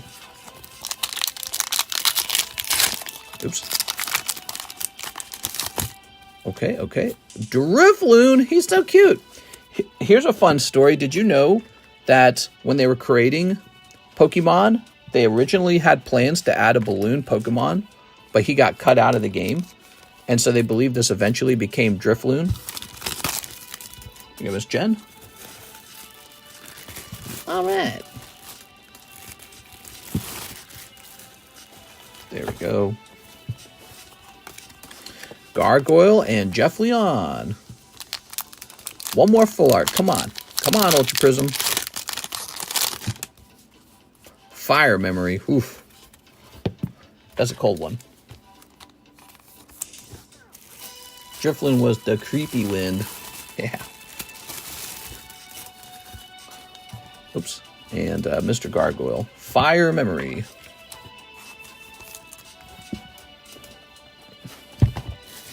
Oops. Put this back in here. Lovely.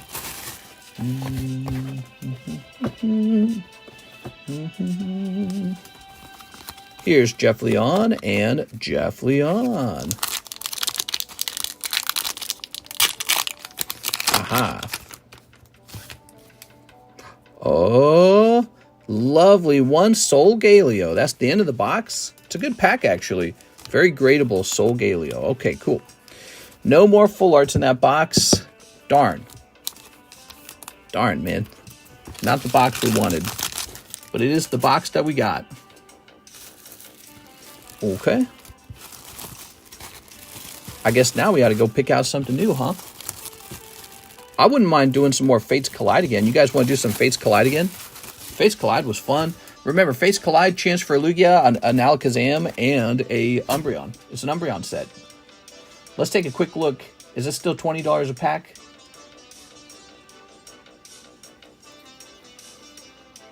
Fates Collide is still 20. Let's do that for a minute. Okay, so Ultra Prism is gone. 4. And a 5. All right, back in business.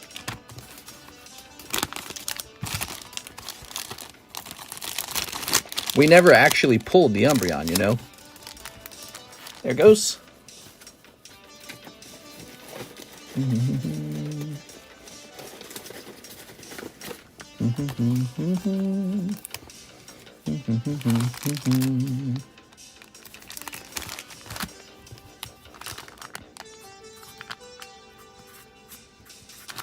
All right, there it is. So it's $10 to get in, and there's 10 spots. Yes. There it is. Fates Collide is ready to go. Jose Dominguez. R-Break. Jose Dominguez is getting into the new R-Break. You got it, man.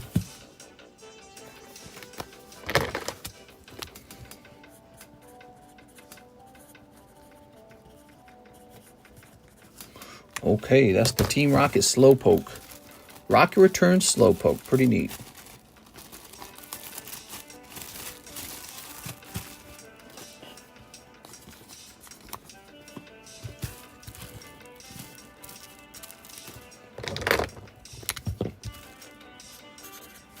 R for Rocket.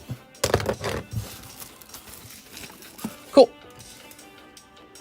We've been doing a lot of those Rocket breaks. They've been pretty popular. Matthew, did we get everything that Jen ordered? Yeah. Matthew Bain. To Charlie Part 1, Charlie Brown, and 2 Charlie Part 2. Oh, awesome. Okay, so we got 4 Charlie Brown packs to open. I like the Charlie Brown cards a lot. I'm a Charlie Brown fan.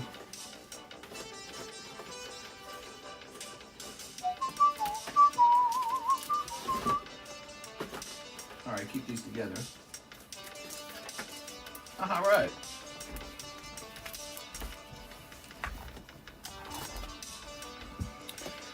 I was very excited. I thought this would be a great place to spread my excitement. So, let's get you guys talking a little bit. Where's that giveaway card? Where'd the Charizard giveaway go? Oh, here it is. Carl. Type that in to get into this free giveaway. Roll it. We got Plum Wild, a.k.a. Mitchell. Oh, man, that's an even longer name. I'm just putting you down as Plum Wild. Michael Bethel. Long day, guys. I feel like I've had a long day. David Ma. Cody Hodges.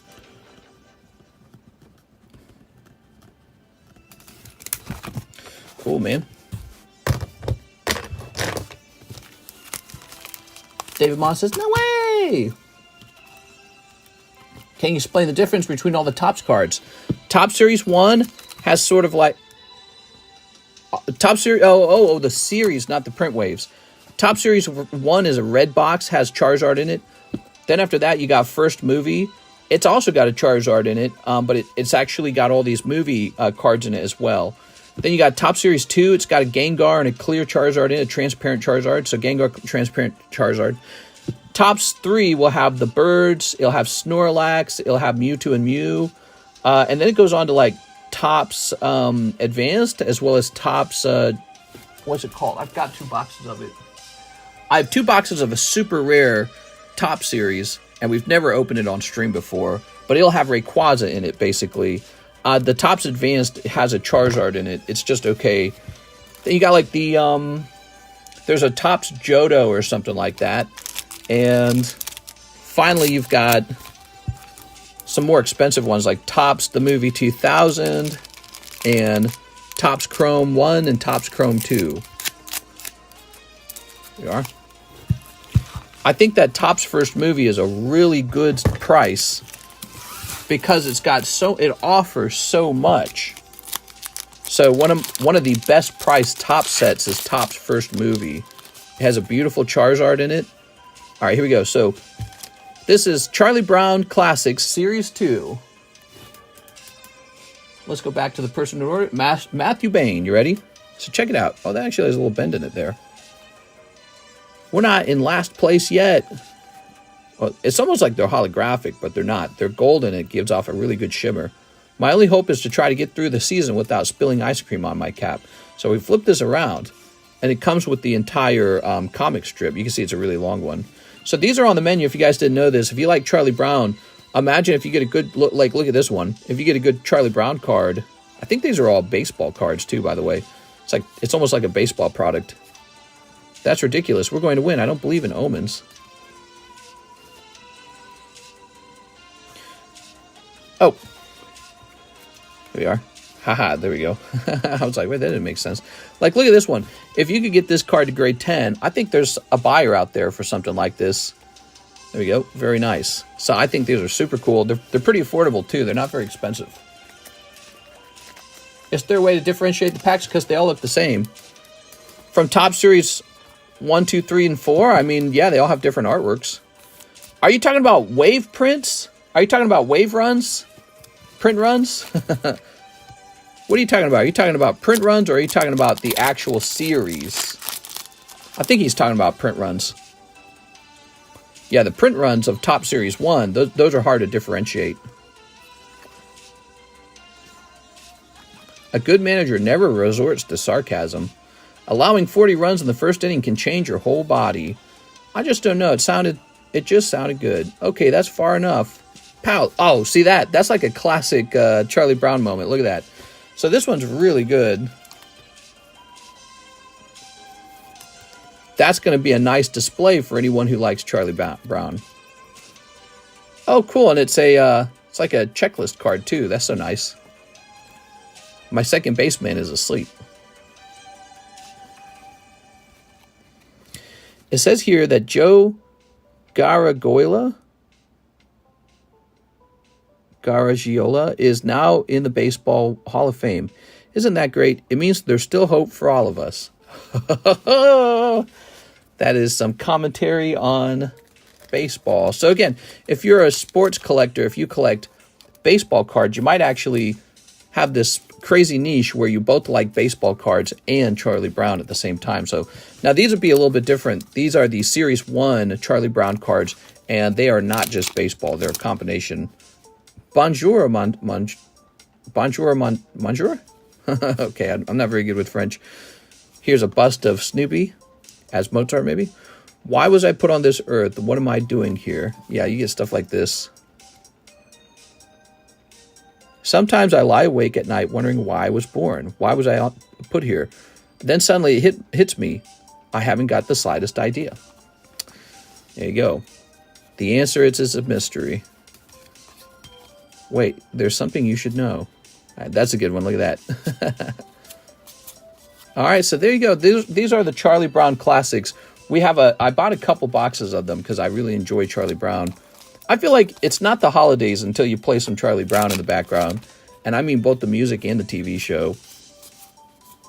Really old. It was before my time, obviously. Charlie Brown was like the 1950s to the 1970s.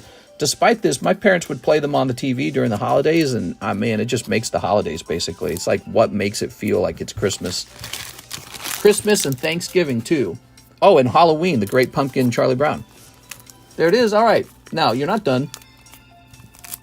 What's the closest slab break? Well, this guy's at 2 or something like that, right? No, he's at 1. Slowpoke's at 1. I gotta get him his Nike. He's officially started. This guy's got 4 people. He's a fast-moving one. Wow, look at these 2 slabs together. Isn't that just sexy? Sexy as hell, man. Much more expensive Charizard. All right, so he's really pricey. He's a big one. He's like the large, basically. Mega Break. This guy might be the closest. The Vintage Booster Break.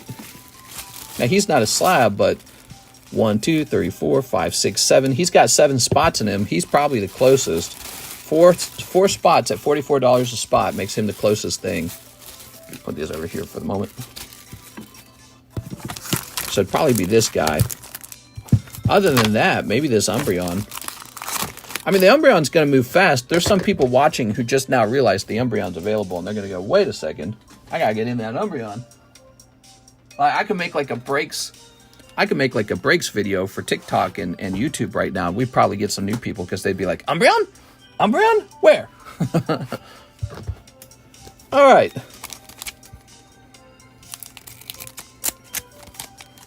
The guy who wrote the music for Charlie Brown, the movies, he died at a really young age. Died of a heart attack. Here we are. We've got Sin. Man, that is a sexy name. Okay. All right. And Nero.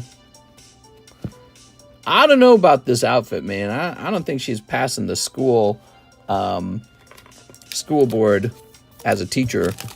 She's going to have to go back and put on something more modest. All right.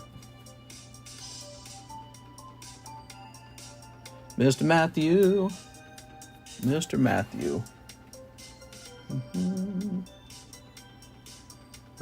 Matthew.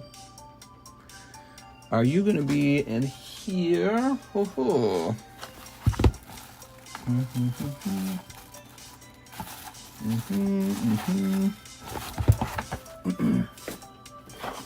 I ordered 2 packs, new bag. New bag? You ordered 2 packs? He wants 2 packs and he wants a new bag. You got it, man. All right, so these Nike packs are pretty popular. I can't imagine why they're so popular. All right.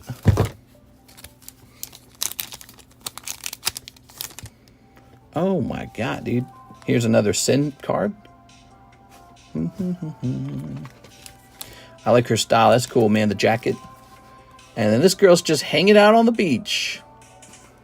Oh my God. There you go. Mr. Matthew.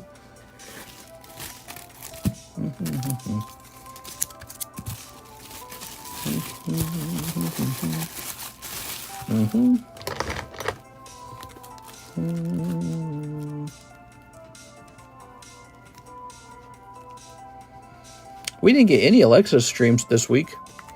How do we talk to Alexis into doing more streams? She must be very busy. There you go. I was kind of hoping she'd take over the daytime streams for me. That was the whole point. Here's a Polyswag. Here's a Diglett. Here's Victory Bell. This is actually 3 slabs. You can buy them individually if you want. Bellsprout, Weeping Bell, and Victory Bell. 50, 50, 60. Okay, there they all are. All graded 10, all with the same certification numbers. I got this drink in my cup. There we go. Here's Cyndaquil. Here's Farfetch'd. Oh.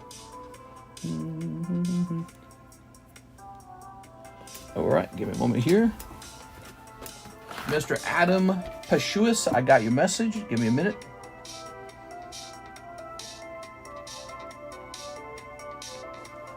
Please show us your eBay watch list. Oh my God.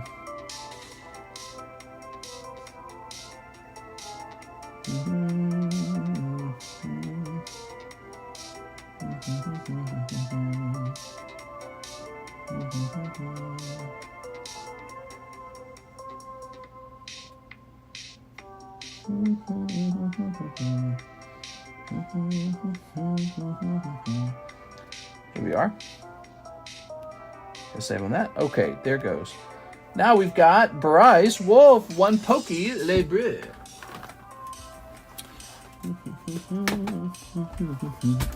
One Pokey Libre. I was looking at those golden auctions. What are they called? They were called prototype. I was looking at those golden auctions prototype cards. They're so expensive. I want one, but they're so expensive. I feel like it's not worth it. Here's Gengar. There's just too many weird niche cards in the hobby. Here's Pikachu, Virizion, Celebi, Altaria, shiny, nice, Gabite, whoever this is, and Charizard, and Steelix. All right, congratulations. That's a hot pack. So you pulled a hot pack for Mr. Bryce. Mr. Bryce.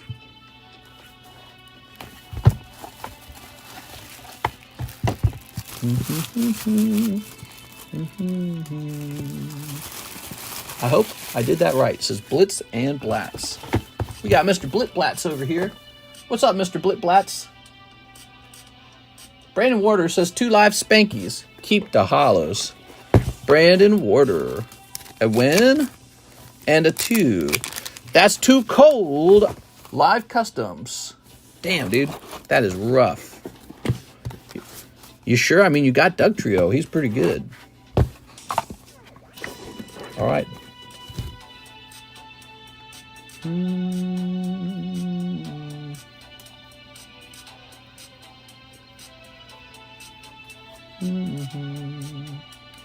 Okay, now we've got Crystal Candles. Pokemon Shiny Treasures times 3. Shiny Treasures. Shiny Treasures. Shiny Treasures. You mean Treasure, Shiny Treasure EX, right? Hold on. Wow, I feel like we haven't sold this item very much. Yeah, Shiny Treasure, okay. Damn, dude, we have not sold a lot of Shiny Treasures. Let's see. My brain was like not even sure if it was a thing. All right, 1, 2, 3. Very good. Are you ready for a free slab? Here it is. You get Pikachu Holo for Mr. Crystal Candle.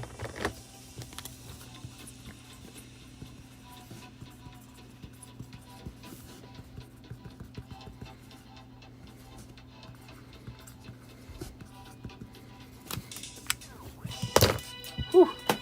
Now, let's snip it up. Blitz and Blast, thanks for making your first order, man. What do you think? Is it fun?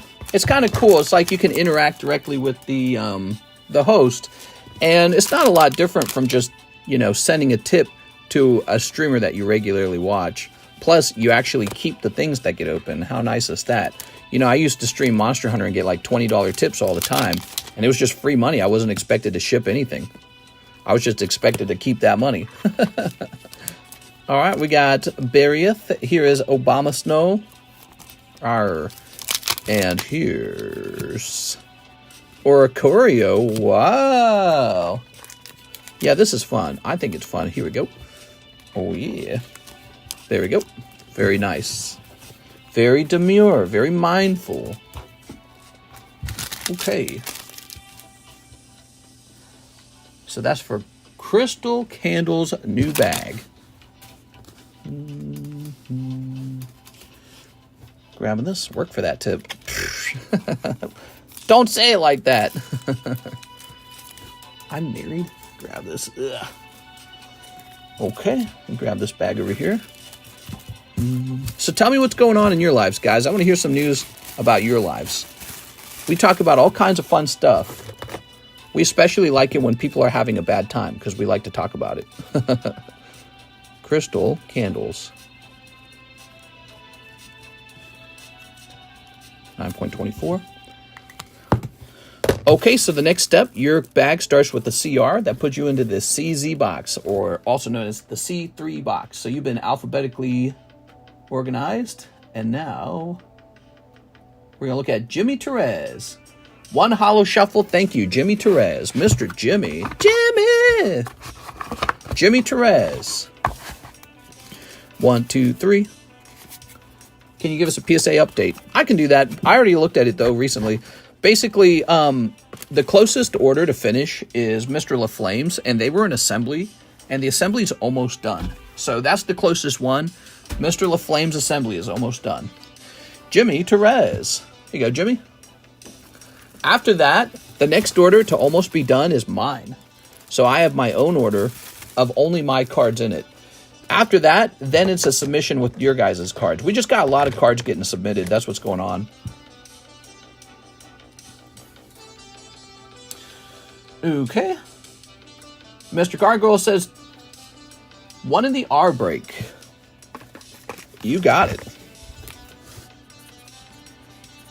Right now, Pokemon Rocket cards are in because they got a rocket set on the horizon. So these are very fun to collect right now.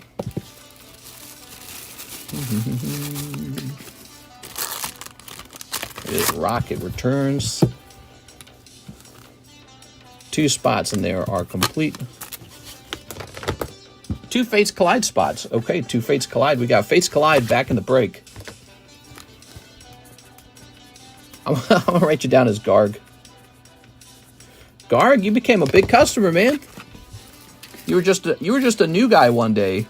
You were a new guy one day. Here it is, $10 Fates Collide break, guys. And then all of a sudden, you're in here buying a lot of stuff. You're definitely a top customer right now. Here's Mr. Craig. He says 4 Japanese 151 boosters. Cool, cool. Where am I hiding those at? You know what was fun to open was the Pokemon Go ETBs today. Did you guys see those? We opened 2 ETBs of it. It was cool. There's definitely a nostalgia factor for the Pokemon Go packs. I was fixing to buy the exact Pikachu Holo. Any more 8s or 9s? You were fixing to, huh? Did I have 2 of them? I'm sorry, I might have just given them away. I give away a lot of cards over time.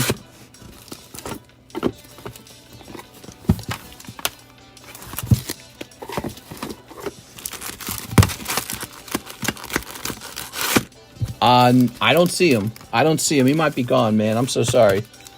I didn't know you were wanting to buy him. Didn't you crack one? No, that was Swablu. I ruined a Swablu. All right.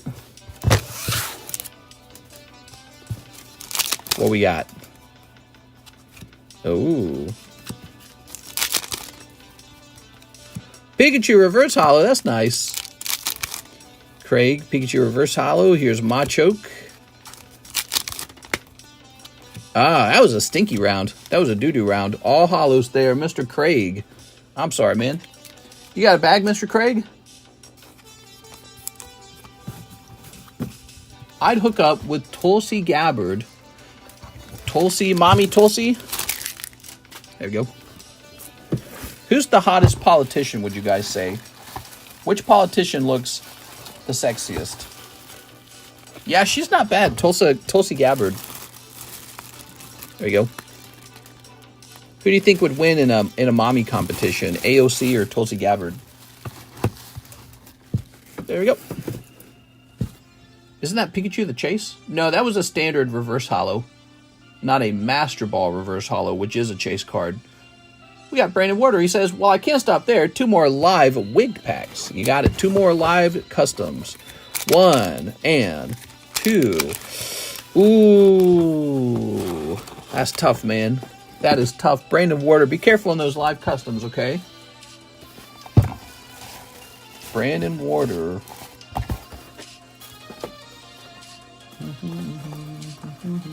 I've seen many people crash their boats on the live customs. Where's your bag? AOC doesn't shave, mister. I'm willing to bet. Nope.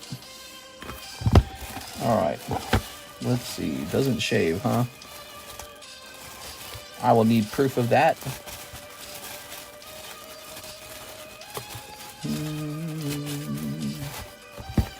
Do you have a bag? Oh, you got a box, don't you? You're a box guy. You're going to be a box guy 100%, right? I don't know if I see a box for you either. Where's the box? Cash, Flow, Mario, Sun, Van, Fan, Brandon Water. I found you. Okay.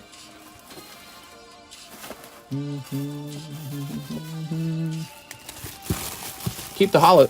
I'm not going to remember that, Brandon. You got to tell me that, okay?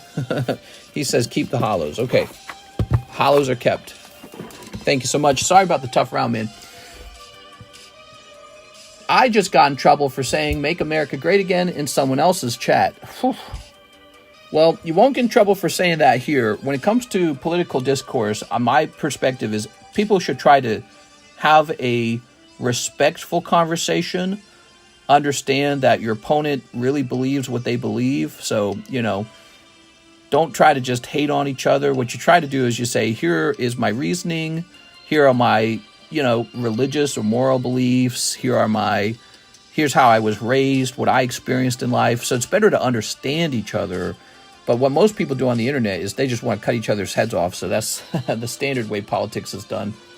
It's not fun. But we're in an election season and we're close, man. I mean, we're heading into September. So it goes September, October, November, and that's it.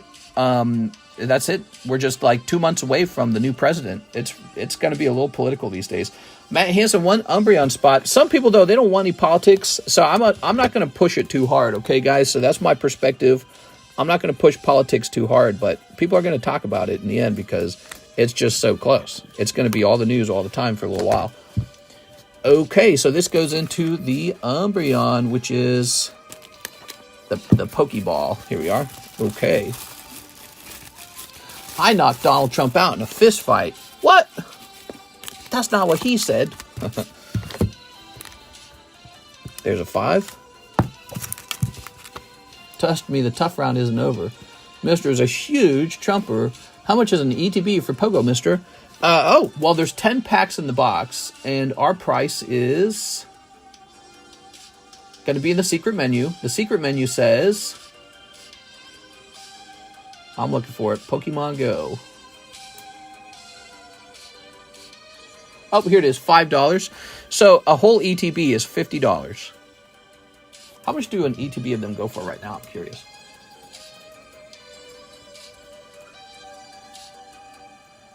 Yeah, I mean, that's a very fair price. $50 is pretty much, I mean, when you consider taxes and all that and fees, $50 is a very, very competitive price. All right. Plus, I want to make like $5 if you don't mind. So we got to get you a South Park pack. You ready? South Park, Matt Hansen. Mr. Matt. I'm Matt Hansen. Have a seat right over there. What are you doing here? It says here, what is your age? 16. You've seen YBC DUL got killed the other day. I have no clue who you're talking about. I love politics and the conversations we have here. Sure. You know, they're very relevant right now. There's a lot going on in the world. Ooh, look at that, Mr. Garrison. All right. There you go. What you won't find me doing, though, you won't find me doing any, like, slogans. You won't find me, like, fist pumping for particular ideology. What you'll see me doing is I'll often think a lot, which is kind of how I do things. I just like to think a lot. Here we are. My belief is that the left and the right are actually much closer to the truth than we like to admit. Like, each side's arguments are... They're basically just two sides of the same coin. And it's just two different personalities grappling with the same problem. Officer Bob lady.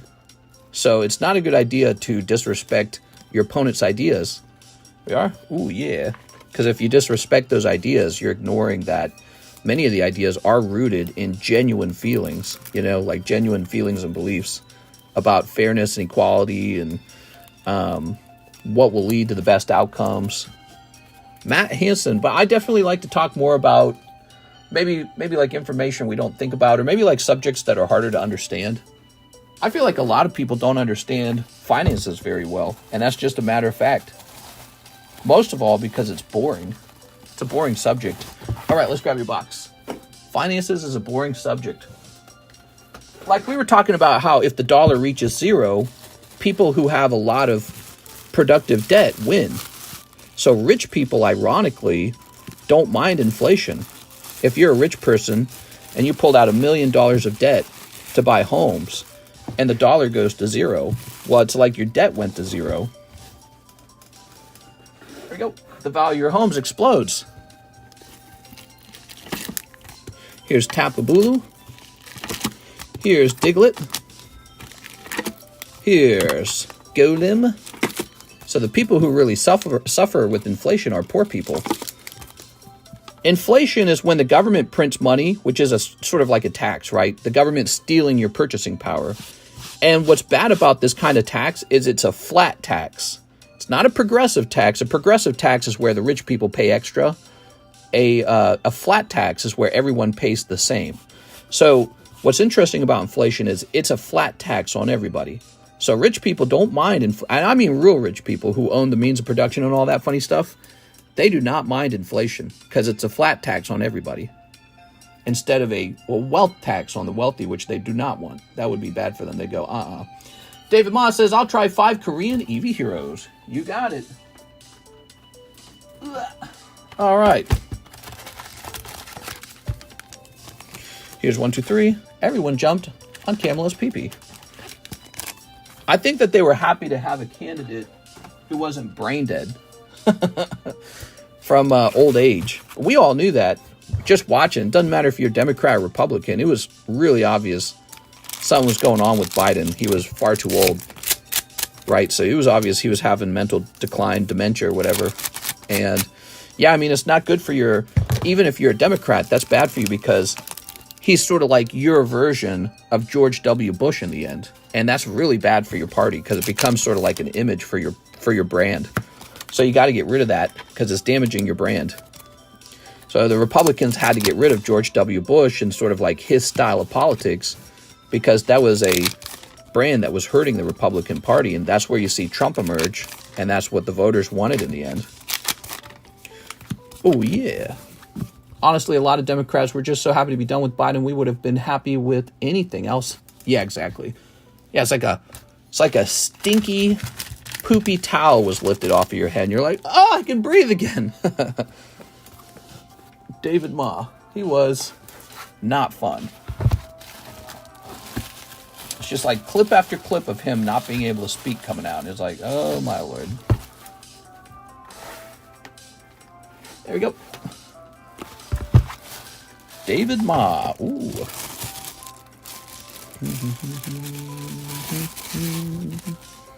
There we go. Kamala's voice hurts my ears. I feel that if Republicans had not gone after abortion so hard, that they would right now be in a stronger position in the election. It really feels like it's a boys versus girls election. And a big part of that is all of the girl Democrats saying, hey, you're trying to take my abortion away. And so I'm voting against you for that. I'm going to punish you for that. Here's Matthew Bigos with the big order. Hey, you got Bigos in the name. I'll take that Cyndaquil. Oh, yeah, that's a good one, man. Cyndaquil, he's good.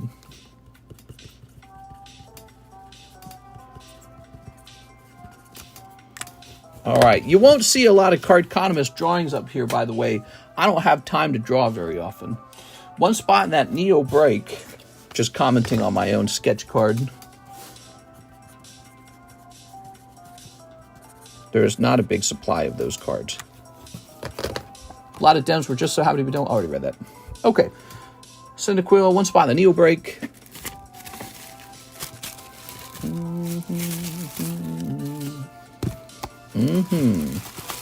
I think I heard today that Donald Trump is coming out with the policy where he will mandate that the insurance companies cover IVF.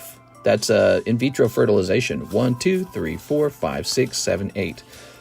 I'm not going to lie.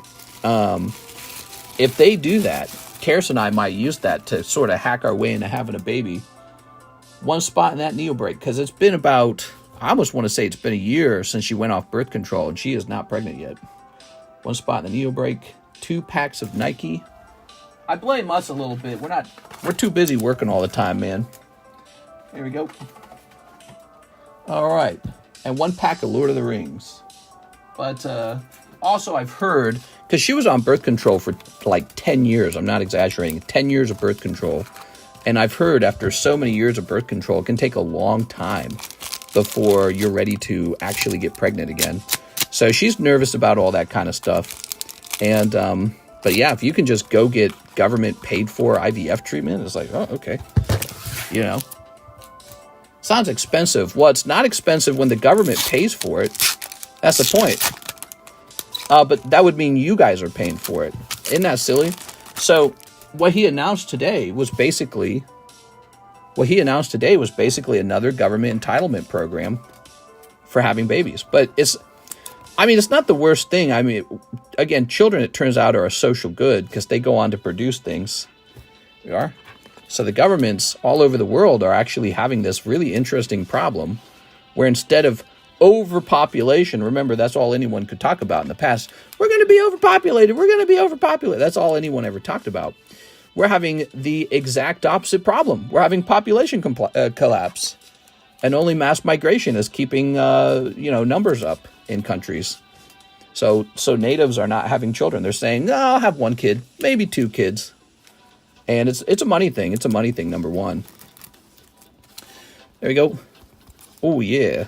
Everyone's scared to have to, tie their lives down with children when they can barely afford their own rent. Blanc! Oh, wow. She's a bunny or something like that. Damn, look at those legs, dude. Okay. The hospitals will charge $5 million. You could be shooting blanks. Check yourself. Hey, I got 3 kids to pay for, and I got to pay for yours now. That's right. That's the joy of entitlement programs and welfare, is you go to work to pay for other people. Really. That's really what it is. In the past, the government collected a little bit of taxes to pay for war, to pay for highways, maybe like libraries. Now you go to work to pay for single families. You go to work to pay for foreign wars we don't need to be involved in. You go to work to pay for all kinds of weird programs that the government hosts, bloated education systems that don't actually get good testing scores out of kids, just all this crazy pork, and they call it pork, right, when it's government spending that's not necessary, and you just work all day long to do that now. Matthew Bigos, despite all the money the government collects on you, they have to get more from you. They always need more. No matter how much they have, they always overspend. And so the belief that, well, if they could just collect a little more, finally we'll have enough. No, they'll just spend over that. There we go. They go, we just need to spend more. If we could just spend more, then we could spend more. Brandon Water, I'll keep going until someone snipes me. 2 more live customs. We got a 1, and we got a 2. That's cold! Brandon Water, 2 cold ones. Any Typhlosion slabs? I don't think so. Thomas Pruce, can I please have 1 live custom? I haven't ordered in over a year. I please combine my 2 bags, Thomas Pruce and Lisa Pruce. All right, you haven't ordered in over a year. That means that bag is expired. It got donated. That's a cold live custom. Thomas, if you have a bag that was over a year old, can I please combine my 2 bags, Thomas Pruce and Lisa Pruce? So if it's over a year old, it's considered abandoned. I don't know what you guys might have had. I'm just going to double check, though, since you're hanging out with this. Yeah, you got to ship within a year. You definitely do not have a Thomas bag. I will now check for a Lisa bag. Yep. What is this? Get that out of here. Okay, I'm uncovering the L boxes. Okay, L box number 1. Maybe Lisa Prusa is still here because I don't check the L boxes very often. Okay, Lewis Laura, Lee Murdoch, Lewis Sutton, Lauren Page. Nope. Box number 2. Ugh. Leon, Lance Weiss, Lori Wolf, Lorenzo Shrub, Luis Velez, Larry Ellis, Lou Bay. Ooh, that's expired. He's got shipping on that one, though. Lou Bay. I wonder if he'll ever come back. Oh, I did not know that. Here we are. Yeah, a lot of channels do 6 months and then they consider it abandoned. You didn't have anything super good, right? Here's Lionel Cruz, Leo Flores, Lindsey Pollard, Luis Rodriguez, Lake of Rage, Luis Martinez. So I apologize, but I don't see it. I don't see it. We got Shrewdle the Noodle, though. We are. I'll create a new bag for you real fast. Imagine that at one point we're only 3,000 humans, now we're 8.1 billion. Yeah, I apologize, man. There we go. Alright, it's going to say Thomas Pruce. It would have all been better if you had pulled a big hit out of that live custom. Then you'd have been like, that's fine. U.S. isn't exactly a small population of 341 million people. That's okay. I think I had some alright stuff. I just didn't want to ship because I live in Australia. No problem, man. If it was really, really good stuff in your bag, I would have actually left it alone and let it get older. So the fact I don't see them anywhere, it might mean that there wasn't anything too expensive in it. Like, you know, like crazy big hits.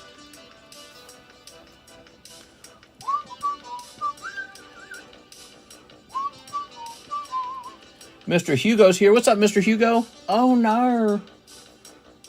Oh, no. We have an order. Crystal Candles wants some shipping. Crystal Candles. It is Crystal Candles. You're shipping today, huh? Did you have a slab? Is that the reason why? It is Crystal Candles. Ah, my legs hurt so bad. Okay. How long have I been sitting here? 2 hours?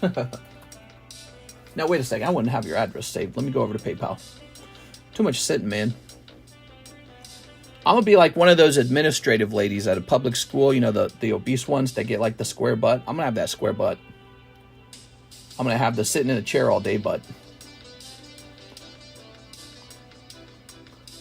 Okay, we're jumping over here. The Shedinja I want is low pop. Not a lot of Shedinjas out there. Grab this. Shedinja is a funny Pokemon.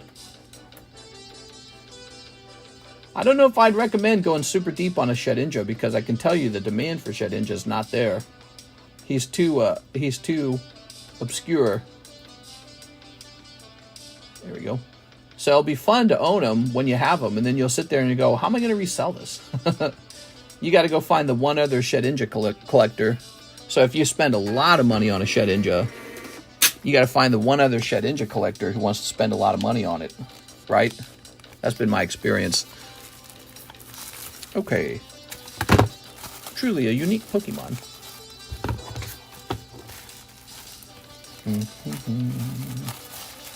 Okay, there you go. Thank you, Crystal Candles. Who's next? Oops, I didn't not mean to open that. Terry Clyde Sherman, 2 booster displays and ship them. 2 booster displays. 2 booster displays. Okay, you got it. Just that? Did you want to ship anything else out, Terry? Hey, Terry, are we shipping just the displays? I just paid my shipping because I figured I would get it done with. Oh, did you want to leave your bag over here for now? Mr. Blitzblatz? Normally the way it works is we ship your bag out the moment you order shipping. Did you want to actually keep your stuff over here for now? Already shipped everything else. Okay, sounds good. So let's go get this.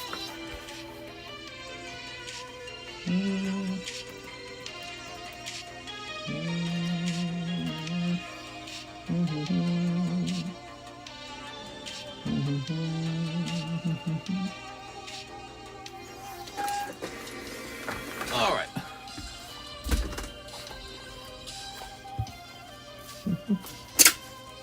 How close is Neo? I think Neo's like 3 spots away. Only this. 2 booster displays. Okay.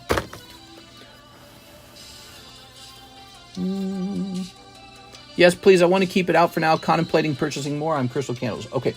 So let me jump over to history and cancel that label that we just made. A Scooby-Dum. Let's grab the bag. What's the street name for the shipping? It begins with 29. 29.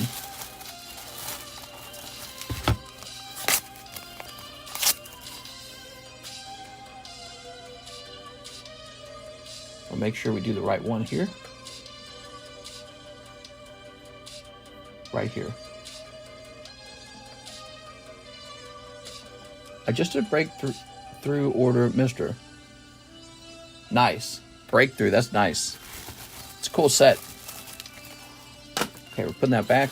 We're putting Crystal Candles back. So what we'll do on your bag, Crystal, we'll write SH for shipping. And what that means is you already paid for shipping. So whenever you ask for shipping, I just have to go make you a label, okay? All right, all done there. Graveler. Nidoking. That's a Rainbow 10 Graveler. Giratina. Magnemite.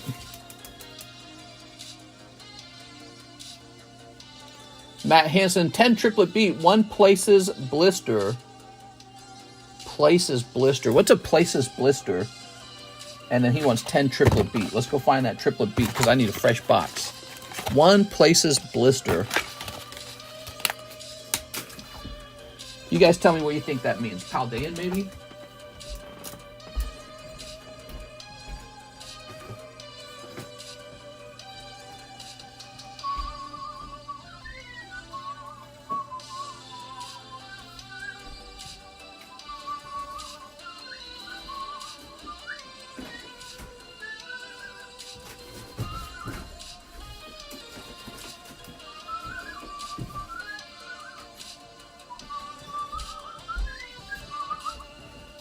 All right, here we are.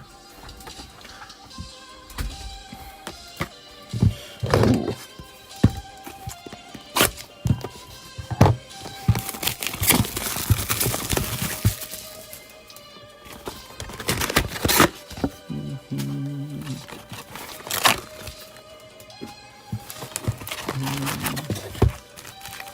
One, 2, 3, 4, 5, 6, 7, 8, 9, 10.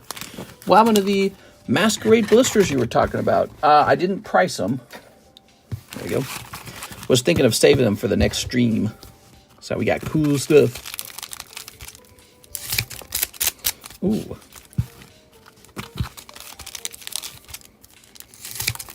Ooh. Okay. Is Rainbow Wave 1 for tops? No, that's not true. It could be any wave. It could be wave 1, 2, 3, or 4. Meowscarada. Meow. Alright, so the fish... you got a different AR. The fish exists in triplet beat. You know the Magikarp that everyone wants? He's in triplet beat. So this is on the menu. It's a Japanese set. And you can pull Magikarp out of here, and he's pretty valuable as a PSA 10. I think he's like 75 bucks, I think, isn't he? Holo. Uh-huh. Oh, DD. I didn't know that. Thank you. No problem. All right, cool. Yeah, so for example, if you get like a Wave 4 Rainbow, I mean, it's just mind-blowing. It's like, where the F did this come from? So rare. What happened to the Twilight Masquerade? Oh, I already read that. Okay, 1 Paldea Blister. Matt Hansen. I'm Matt Hansen with Dateline NBC.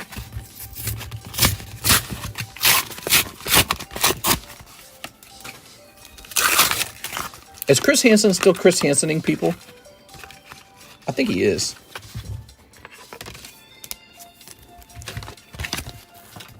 Oops. Careful there. All right.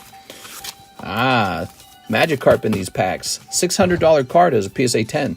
even by the most recent auctions, is still a $600 card. There we go. Surprised we don't open a lot more of these. I actually stocked up on them because technically we should be opening them. Go ahead and take a seat right over there. What are you doing here? These cookies are home-baked. There was a time period where Karis and I binge-watched every single Chris Hansen episode we could get our hands on YouTube. We couldn't stop watching it. Dendra, there we go. If Dendra could just be like 400 pounds with rainbow hair, that would be way better. All right. Nah, they're not going to do that because it's made in Japan. Japan going to be like, we don't do that. There you go. Japan will be like, no. Mr. Matt. Very nice. I feel like Chris Hansen got Chris Hansen. Did he? He had some money problems in the past. Didn't he? Hathim, 5 from Nightmares. Yes, sir. We got 5 from Nightmares. So this set gives you a chance for the Cloud Signature. It's like a $1,000 card. Super awesome. Keep the holos. Oops. I already put them in your box. Yeah, anytime you guys want to donate holos, let me know because I always need more holographic cards. All right, so here we go. Warrior of Light, that looks nice. Lean. Sephiroth, that's pretty good. All right, cool. You might grade the Sephiroth. Here's Zoo. And here's Umaro. Japan would slap cat tails and cat ears and a tail on her. That's true. Warrior of Light. Japan doesn't have the obesity that we have. So for them, they don't have insecurity around obesity because they're like, none of us are obese. Mr. Hathim. They also have a much longer lifespan on average than Americans. They outlive us. We die younger than them. They probably look at us sometimes like, if I had to guess, they probably look at us like we're barbarians. They go, look at these guys. Whew. Here we are, Hathim. There you go. They're like, why don't you just eat less food and be skinny and healthy? Okay, we got Brandon Water. 2 more. I'm expecting a good Diglett if it hasn't been sniped. Okay, Brandon Water. There it is. Wow, dude. The other guy almost sniped you. Was that close. Brandon Water sniping the live customs. And it says Charizard, PSA 9.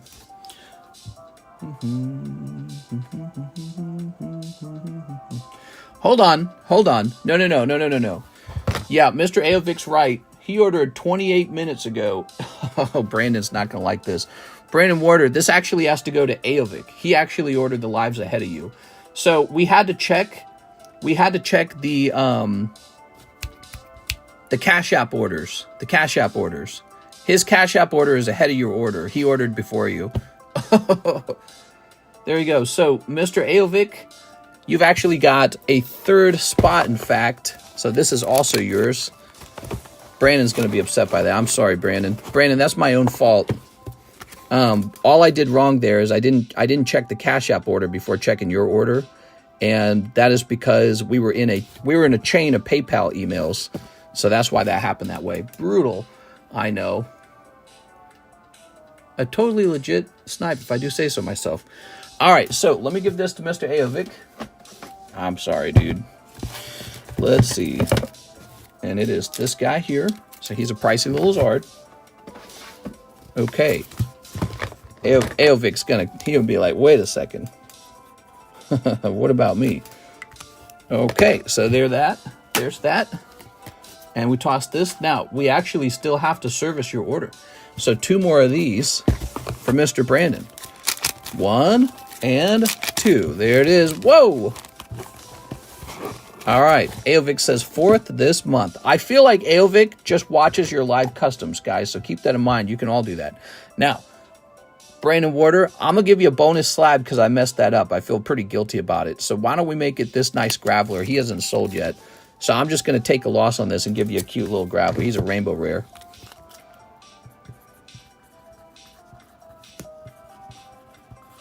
Okay, cool. All right. Whew. Who's next? So now we've got an order from Bryce Wolf, live custom snipe. Well, Mr. Bryce, let's see what happens. It is actually a snipe. Holy. Here's Wiggly. So you're going to get a card, Mr. Bryce. Oh, it's this it's this Wigglytuff Carddass. I must have put it in here for much cheaper than 150. How much do you think that was? 80 or 100 or something? I think that was only 80. I think I put it in there for 80. Yeah, so sometimes there's a good reason to open up the live customs, and that's because I'll take cards and I'll heavily discount them sometimes and put them into live customs for a break. Here's Todd Peters. He wants an XY breakpoint. Mr. Todd Peters. Okay, XY breakpoint. Breakpoint. Here's the breakpoint. Just one? Okay, just one. All right. Because I pulled too cold, he got too cold. No, I think you're right. Okay, here goes. You ready? That's 100 Aovic. Yeah, I was going to say, it's not 80, that's for sure. All right, we got Growlithe, Drowsy, Kricketot, Skrelp, Staryu, Pancham, and Eradicate. Ah, all right. Todd Peters. Mr. Todd, thank you for opening up those XY era packs. XY era, really old now. I started this channel 5 years ago. So 2016 is, what is that? That's 8 years ago currently, isn't it? But 5 years, is that right? 2016 to 2024? Yeah, 8-year difference. So this is 8 years old now. When I started my stream 5 years ago, this would have only been 3 years old. It wouldn't have been that old. It'd be kind of like what Sun and Moon is right now, or Sword and Shield even. Todd with the TO. Pretty interesting, right? So I'm sitting here working my life away and watching these card sets get old right before my very eyes. Breakpoint's old now. Bring back Pancham. Would I be complaining? That makes you a very, very good customer, Mr. Brandon Warder, because some people can't handle that kind of stuff. They get very upset. But it's all part of the game. And yeah, it's good to be a good sport. It really is. All right, we got Crystal Candles, One Piece EN OP5 ×3. You got it. Crystal Candles.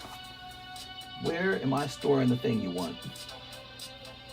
One Piece English. Is it even in this room? I might have taken the One Piece English and moved it to another room because it was not getting open very often.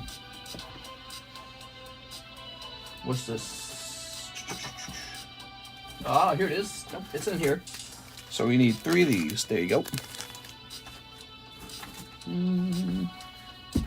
Where Pancham balls? Yeah, where's the Pancham?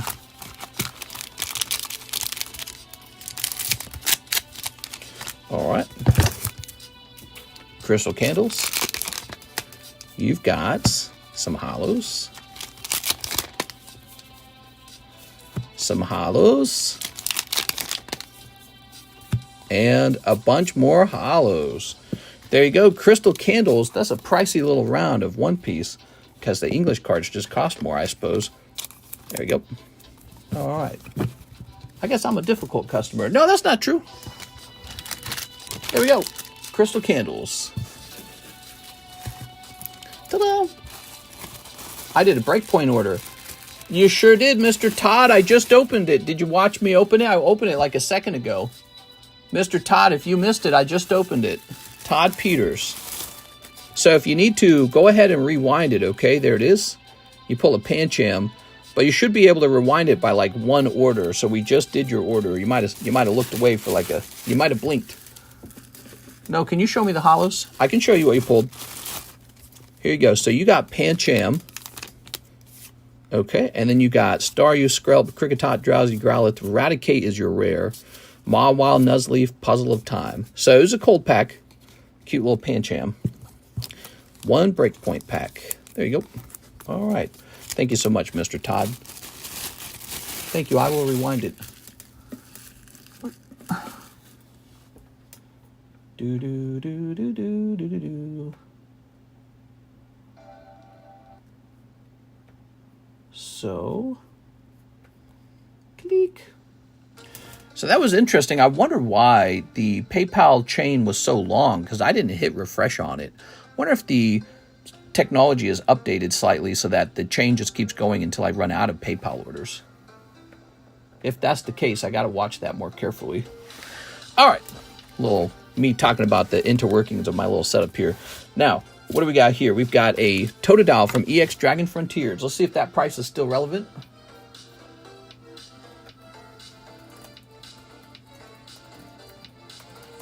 Dragon Frontiers Totodile.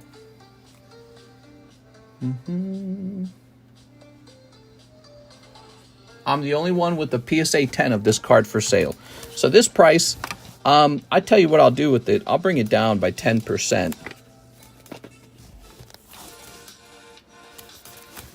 No one else is selling this, just me.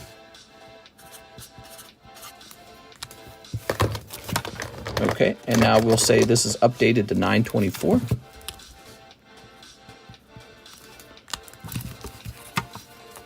There you go. There you have it. Totodile. Here's a one that was priced a while ago. Perfect 10 mini stickers. Bandai Seal DOS. I don't really know how to value a Perfect 10. I just don't. But what I can do is the same deal we did with the Totodile. We can lower the price a little bit, but I don't think I'll be going much lower than that. It's not a situation where it's like the price gets lowered 10% each time. There's sort of like a bottom price, and then I won't pass that. Okay, Perfect 10 on that mini stickers. That's a vintage card. Neat, right? Okay, here's a really interesting looking Pikachu. Third print silver foil. That's the teardrop foil. Pikachu, huh? What time is it? It's 3 a.m. in the morning. Here we have an order from Crystal Candles. Disney Lorcana ×3. You got it, man. Disney Lorcana. Where am I keeping those? It's been a while. There they are. Okay. Lovely. Does shipping go out this weekend? Says Alex Peterson. Yeah, Alexis got all of the Wednesday and Thursday packages packed up. They are now waiting to be picked up. So I will be dropping them off at the post office myself. That happens on, what's today, Friday? That happens on Saturday. All right. Snipping this. There we go. So if you ordered shipping on Wednesday, it is being picked up on Saturday. Do you have Hidden Fates, Umbreon, or Leafeon? No. Afraid not. I'm afraid not. Okay, so what we got? Magic Mirror, Lefau, Dr. Facilier. So you get a little Dr. Facilier. Okay, you got some commons over here. What's this? Same looking Triton. What do you guys think of Lorcana? Give me your opinion of Lorcana, everybody. What do you guys think about it? Here's Break. Are there some heavy Lorcana fans out there, you think? Vicious Betrayal, Donald Duck. He's got a store. Jafar. People really like Steamboat Willie from Weiss Disney. When that Steamboat Willie first came out, I mean, I couldn't keep up with the orders of Weiss Disney's. It was all we sold for a while. It was like the only thing we sold. Oh, we need more penny sleeves now. All right. I got to go get more penny sleeves. Can't see them because of the glare. Yeah, I'm sorry. I used the glare to understand that I found the holographic card. I apologize. It's enchanted or garbage for collectors, but I think the game is cool, says Gargoyle. Oh, okay, good. So you think the game is fun to play? I mean, that's important.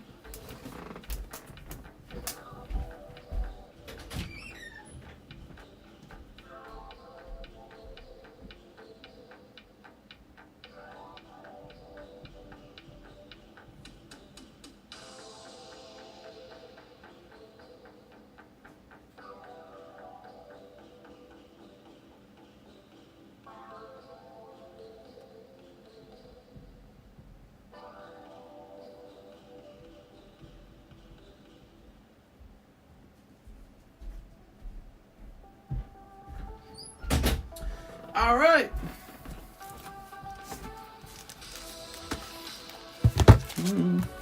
Here's a classic collection box. We gotta restock that too, don't we? Classic collection. Someone pulled Zard the other night. Okay. Do you ever get free packs for orders over a certain price? On occasion. Yeah, she's right. It's just sort of like I do it on a whim if I feel like it. There's no system for it, basically. There you are. You know what I actually look for? I look for if you get bad pulls. So, like, let's say you open a lot of packs, but you hit the jackpot. Well, I don't feel like I need to get you any special treatment or anything. There you are. Let's say you open a lot of packs and you get nothing good out of it. Then I go, ooh, that sucks. Mister has to feel the free one. A little bit, yeah. Yeah, like Brandon Warder, for example. We gave him a free slab earlier there.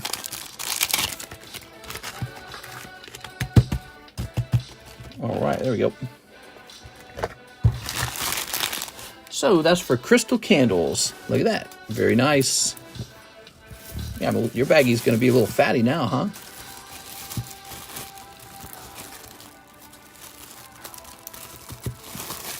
We will never know.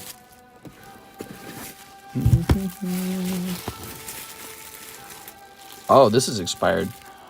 This expired at 8/23.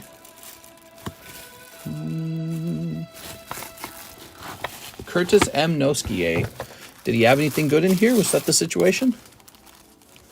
Some hollows. No. Trying to remember. Is this Blue Eyes?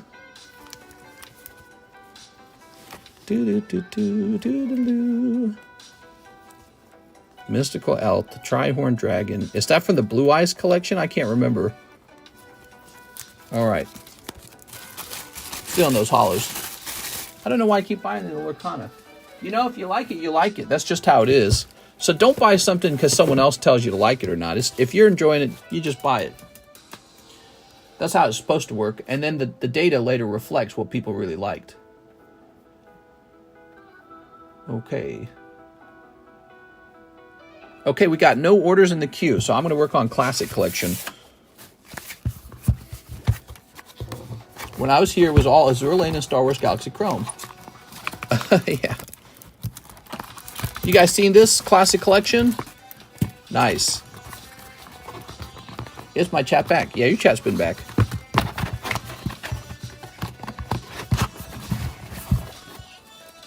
I just asked Mister to keep your bulk.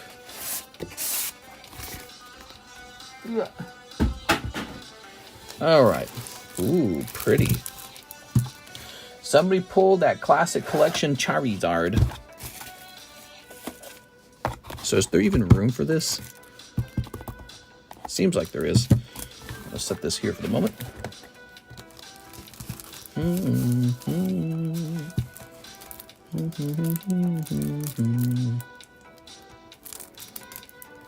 I hate opening these.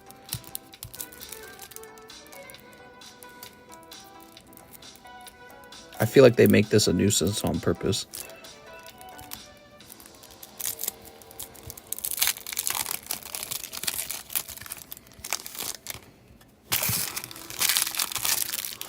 Whew.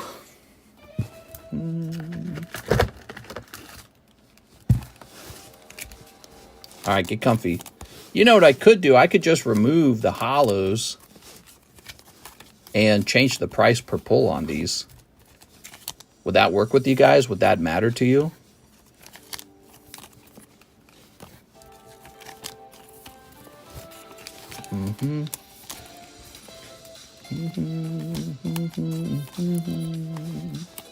What's the most expensive card you have accidentally trashed?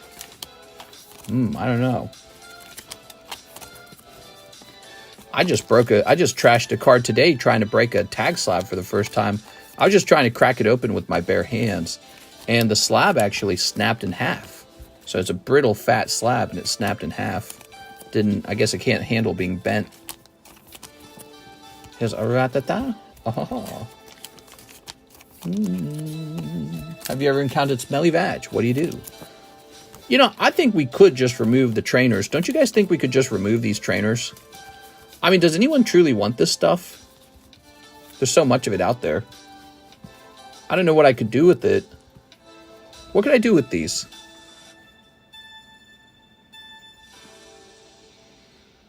The box would be so much smaller if it was just the hits, but the problem is I'd have to increase the price on these pretty significantly if it was only Pokemon. What's your preferred grader? Right now, probably PSA. Grade them.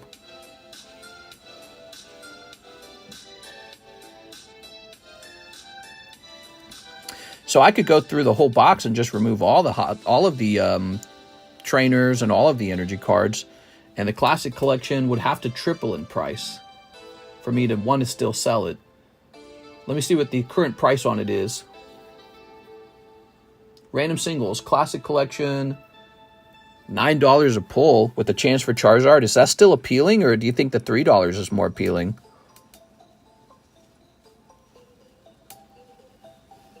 And then I got these guys all left over. I don't know what to do with these guys. What do you guys think about that idea? Do you prefer classic collection as $9 a pull, but there's no trainers, no holos? Let me do some math real fast.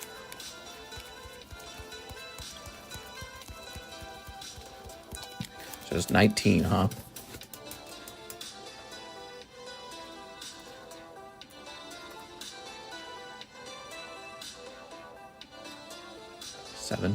So let me see if I can look up and see how much I was paying for these.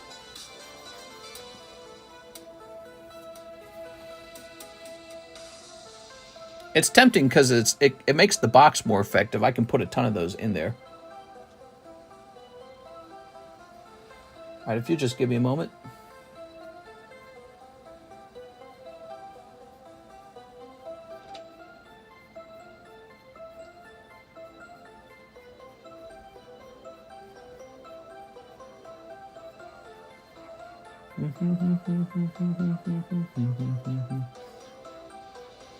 I wish I'd written it down somewhere. Well, let me turn toward my computer here. I gotta understand what I.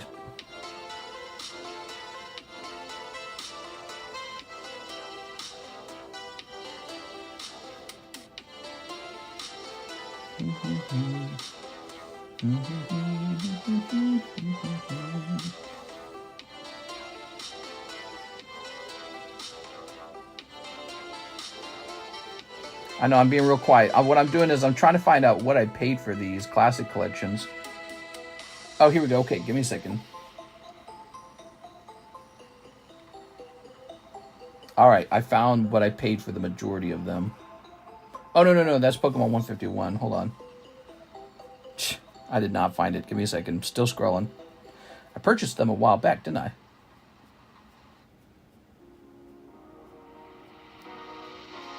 Because if I liquidate them, if I sell them quickly, I want to make sure that I'm not just losing money. Oh, here we go. Okay. Here it is.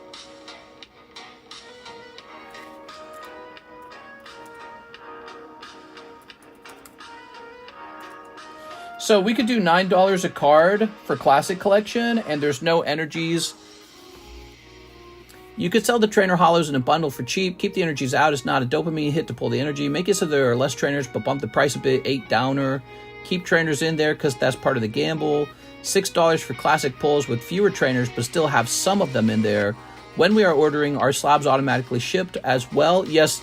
So when you order your round of shipping, everything you have will go with your shipping, okay? No matter how much you have a whole lot of stuff, and it'll all go out. So it's kind of a nice thing, right? All right, so we're going to do that. The price of the classic collection is going to actually go up, and there will be no energies and no trainers. When it comes to the deck is about 2/3 energy trainers and 1/3 Pokemon. So we're just tripling the price, basically. That's all we're doing. Classic collection will be $9. Okay. And then what we have to do, we have to take the current box of it and peel all of the trainers out. Now this might even be a hit for me. I'd like a loss for me because I don't know if the box was trainer and energy card heavy. Yeah, but we're gonna go for it anyways.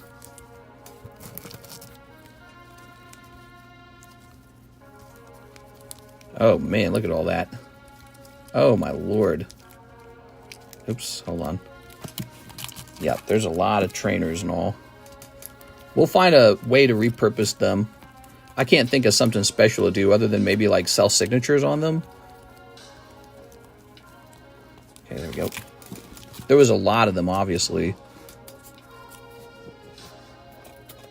Because again, they should be about 2/3 of the box. And that's depending on how they were pulled, because the pulls, we pull at random. Okay, there we go. I suppose one trick I could do is I could actually put some like energy trainers and energies and trainers back in the box, but they're just for free. So like if you pull one, it doesn't get counted. We go back and pull you more cards. So that could be fun if they were just for free. I mean, I don't really mind if they're for free because I don't think... Oh, look at that. Pikachu's still in there. I'm not going to make much money on trainers and energy cards ever. They could just be like a filler in the PokeBruhs. They could be a filler in the live customs. So that's another purpose for them. Yeah, I can't think of anything other than the energy cards are very pretty, so they could be a good energy card to offer for like a signature.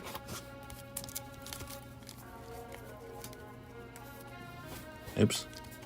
Keep going here. Yeah, like that seems really picked through. Look at that. There you go. Oh, but there's a Mewtwo, so that's nice. Okay.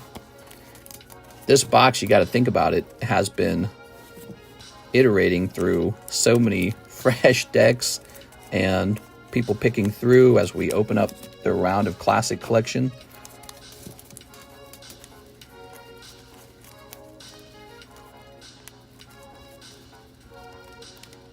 There you go.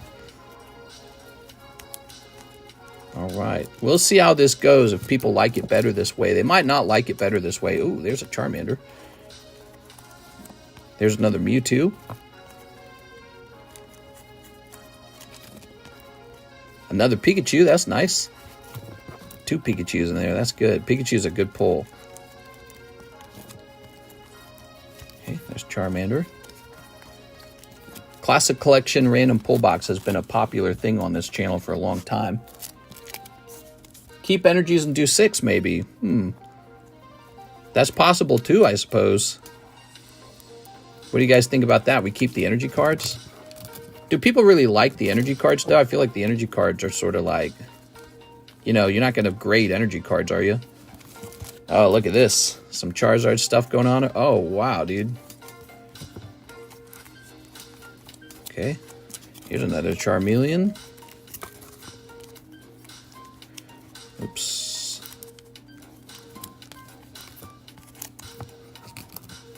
Okay.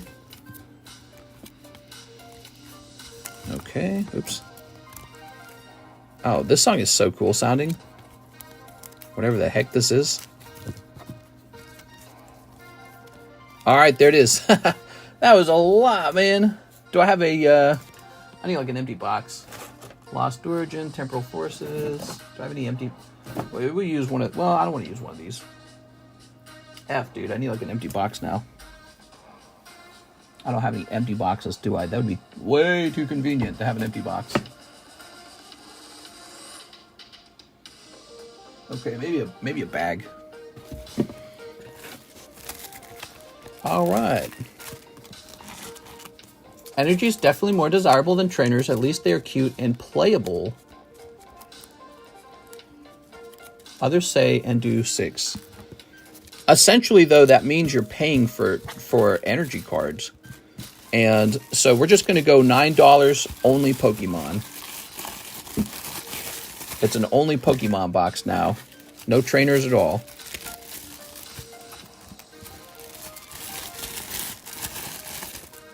Okay. Besides, I don't think these are technically playable like at a contest or anything because they are not in English. These are Japanese cards, which they would not allow. So they might be, you know, if you're just playing with a friend, that's fine. But you can't use these in an official tournament. You said 8 at first, now you brought it up to 9? No. It was never going to be 8 because if the price right now is $3, we triple that because I consider the trainers and the energies. I don't think I ever said 8. That didn't even slightly cross my mind. Yeah, because the energies and the trainers are 2/3. If I said 8, it was a misspeak. It wasn't even crossing my mind slightly. All right, here we are. Oh, wait. These face away, don't they? Whoa, this box is way smaller. We could fit a whole bunch of classic collection decks in here now. So that's an interesting thought. That box is a lot smaller. And now, you know what I can do for now? I can store these in the back of the box. There we go. I don't have a place to store these for the moment, so we'll just put them here until I find a more permanent house for them. Wow, look at all that. Crazy. Oh my god, dude. You guys were just buying energies and trainers when you bought this. But that's why it was $3. So now there's no energies and there's no trainers and it's $9. Now, Charizard's going back in. That's the best part. I think this is a good idea. I don't think anyone's trying to pay $3 for an energy card or pay $3 for a trainer. Oh, yeah. Basic energy cards from CLC are allowed to be used in tournament. Okay, you ready? Oh. From the Japanese version? Thought I read the rules said that no Japanese cards are allowed.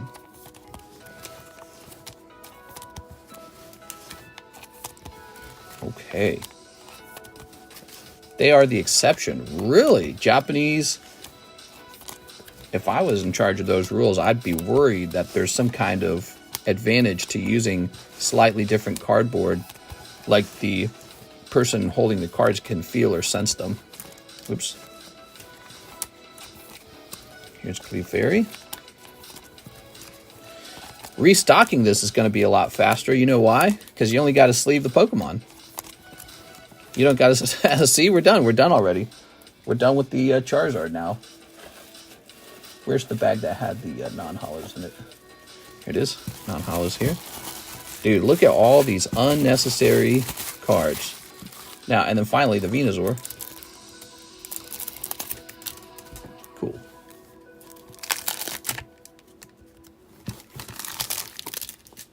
Okay, you ready? Bulbasaur. Bulbasaur. There we go. Here's Lugia. This guy here. Okay, Parasect. Scyther. Pinsir. Sandshrew. Sandslash. Onyx. Oops. Let's go. Here's Mittens. He's got the mitts. Here's Turkey Bird. Fatsy. Here's Obesity. And there it is. Trainers and energies. Wow, restocking is so fast now. It doesn't take any time at all. But I gotta find a place to put these. Now, let's take these and grab the box here. Just sort of dump them in the back here, right? Maybe we can, I want to be able to shuffle these, but these bags here are actually going to make that a little difficult. What if I was to remove one? Oops. If I was to remove one bag, does that make it easier? No. I want to be able to shuffle these more easily.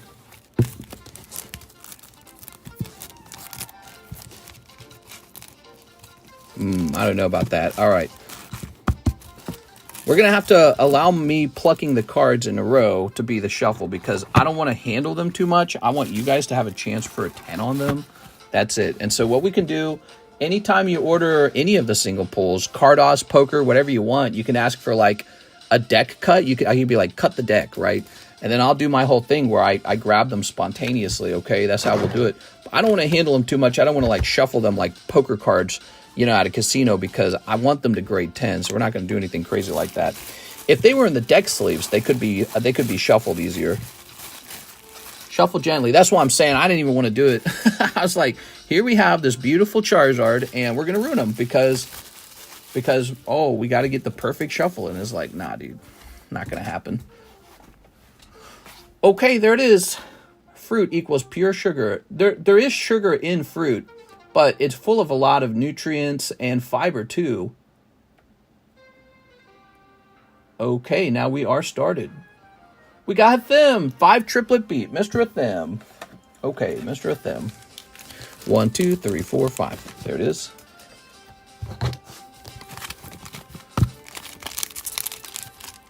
Snipping this.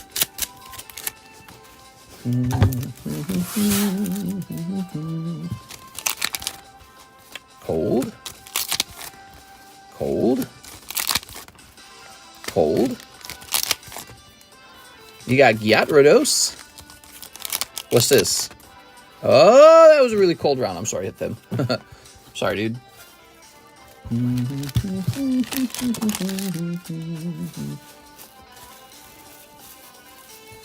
Here is them.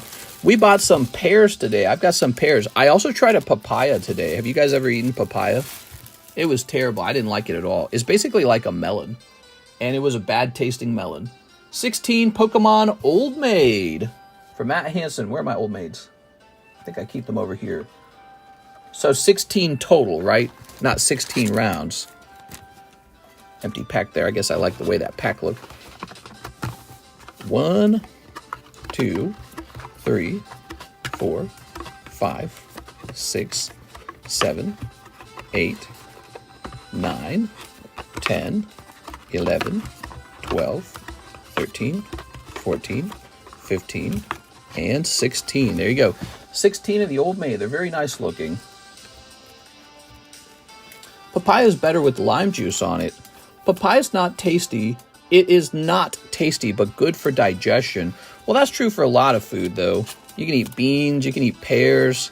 There's a lot of food with good fiber in it. But yeah, papaya, we tried it. We cut it in half. I was like eating the melon. I was like, yuck. I was like, I wasn't sure what I was eating. I ate the seeds, too, because I was curious about the seeds. I was like, those aren't good either. Yeah. It's a beautiful fruit, but taste is important, too. It's like, why would I eat this when there's so many other very good tasting fruits? Deoxys, you got Ludicolo. Okay. You got to put lime on it. That's cheating. Slowpoke. Psyduck. Wah. Squirtle, very cute. The squid. Okay. Oh, I'd love to draw the squid. There's Pikachu. Dude, I'm loving that Pikachu from the blue deck. Look at his pose here. So he's angry and he's like pointing. And it's almost like he's like, get your ass over here. I'm going to beat the crap out of you, bro. It's kind of reminding me of like the Dark Souls down point a little bit. Oh, double Pikachu. Nothing good for you tastes good. No, that's not true. Grapes taste good. They're good for you. Cherries taste good. They're good for you. Blueberries. It's a lot of good tasting fruit. You are. They're all good for you. Matt Hansen. Pikachu saying, get your ass over here. You're dead. Nothing beats cold watermelon for me. Yeah, give me some of that cold watermelon. I don't like watermelon. I'm not a watermelon fan. Am I the only one who does not like watermelon? I just don't like it. Not a fan. We got a Swolby order, 1 Poker. Okay, I'm just going to grab from the front here and make it easy. Oh, wow, dude. Blue deck Machamp. Nice. 2 Nikes, 4 triplet beat. Where are the Nikes? We got to get a fresh box of Nikes. And then 4 of the triplet beat. Max Holloway Pikachu. There's some food that tastes really good and it's healthy for you. How about fish? I love fish. I don't need any butter on it. I don't need any oil. I don't need any like special seasonings. Like you can get me some crab legs or lobster. All you got to do is steam it and I'm ready to go. I don't need anything on it at all. It's so good. All right. I need some boxes of Nike. I'll be back. I call it Nike, even if it's pronounced DK.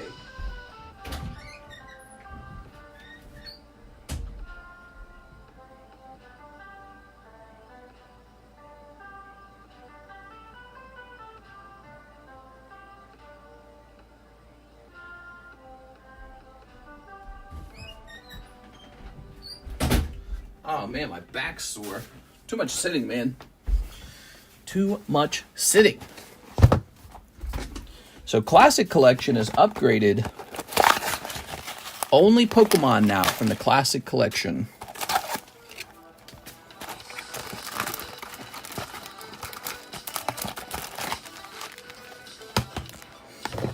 One, two. There you go. Pineapple is king. I don't feel good after eating too much pineapple. Am I the only one that feels... So with the pineapple, it's pretty good. The first bite of pineapple is delicious. But then it starts to pulverize your tongue, dude. You get like sores in your mouth. It's worse than sour candy. That's because of the enzyme in the pineapple. And then if you eat a lot of the pineapple, your stomach starts to hurt too. So I've done that before. I've eaten a lot of pineapple before and didn't feel too great about it. My stomach is like, what are you giving me? So, yeah, as sweet as pineapple is, and it is rated as one of the sweetest fruits available, I just don't like it that much. Have you tried frozen sour candied fruit? No. I don't like frozen fruit. It's kind of gross to me. Cleans you out. Well, I wouldn't say it gave me, like, an upset stomach in that way, but it just felt like, yeah, I didn't feel good after eating it. Yeah, I've done that with pineapple, where you get fresh pineapple, chop it all up, you're eating a whole bowl of pineapple all of a sudden. But yeah, like after 10 minutes, your tongue's like, and now I'm bleeding. Like, oh, yikes. Okay, then you get like a stomach ache later, you're like, oh. If you bake the pineapple, that seems to do a little bit to it. It's like it damages the enzyme or something. You guys ever did the science experiment when you were kids? The Jello science experiment with pineapple when you were learning biology, and they're like, yep, now you make Jello in this tub with no pineapple juice, and then you make Jello in this tub with the pineapple juice. Look at all that Nike packs. Okay, those are ready to go. The Jello that had the pineapple juice in it couldn't turn into a solid. The pineapple enzyme stopped it from turning into a solid. Frozen grapes are great, like candy. Couldn't be me. Nah, that sounds gross. It's like a warhead-style fruit. Have you guys had kumquats? They're called kumquats. Who's had kumquats? It's a real fruit. They're like tiny little oranges. And the way you eat them, you actually just pop the whole thing in your mouth. You don't peel them at all. And the best tasting part of them is the actual rind. Here we are. Beet chips, WTF. No, but we do get these beets to eat as a vegetable. They're steamed already. There's no sugar added to them. And they're just like a refrigerated steamed beet. And we'll have those as our vegetables sometimes. Beets are apparently pretty healthy. There you go. Yeah, my problem is I love food. All right. Oh. Yeah, I think my favorite fruit is probably the giant Bing cherries you get in the spring and summertime. Those are so good. There we go. Tinkateek. No gigantic snipe. Guys, it is Friday. We have not farmed a clip yet. No clips. Other than me breaking the tag slab, probably. Maybe I'll tell Mike's side to clip that one. No crazy pulls tonight. We've had some expensive breaks, though. My mom grows starfruits. Ugh. Starfruits. What do we have next? Okay, we have David. He wants 2 Japanese Azure Lane, 5 OP8. 2 Azure Lane, 5 OP8. You got it. 4, 5. There we go. 5 of these.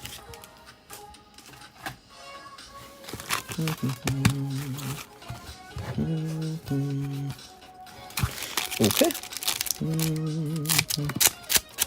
All right. By the way, David, I think I saw your package was not ready to go. It's going to go out on Monday.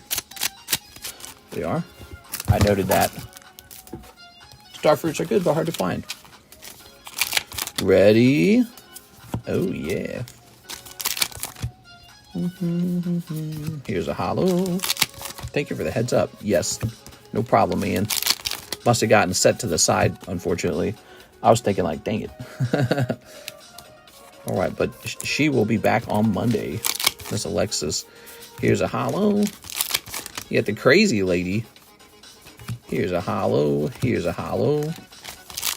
Tuesday, Monday is a holiday. Oh, Tuesday then. Didn't think about that. All right. Not a holiday for me. Back to work. Huh. What do you guys think? Should I take Monday off? Nah. Maybe I take Sunday off. Sunday is one of the slowest days of the week. You guys think I take Sunday off? David. I never take any days off. But I did actually take a day off this month. Like intentionally. Like it wasn't just an internet outage. That was like, what, 3 weeks ago? Or was it 4 weeks ago? And it was kind of nice. It was kind of nice. I think Karis liked it a lot. She liked having me not, like, work. I feel like more people will be home on Monday than Sunday. True. Charizard, Rainbow Foil. Weedle. Aerodactyl. Metapoo. And Eevee.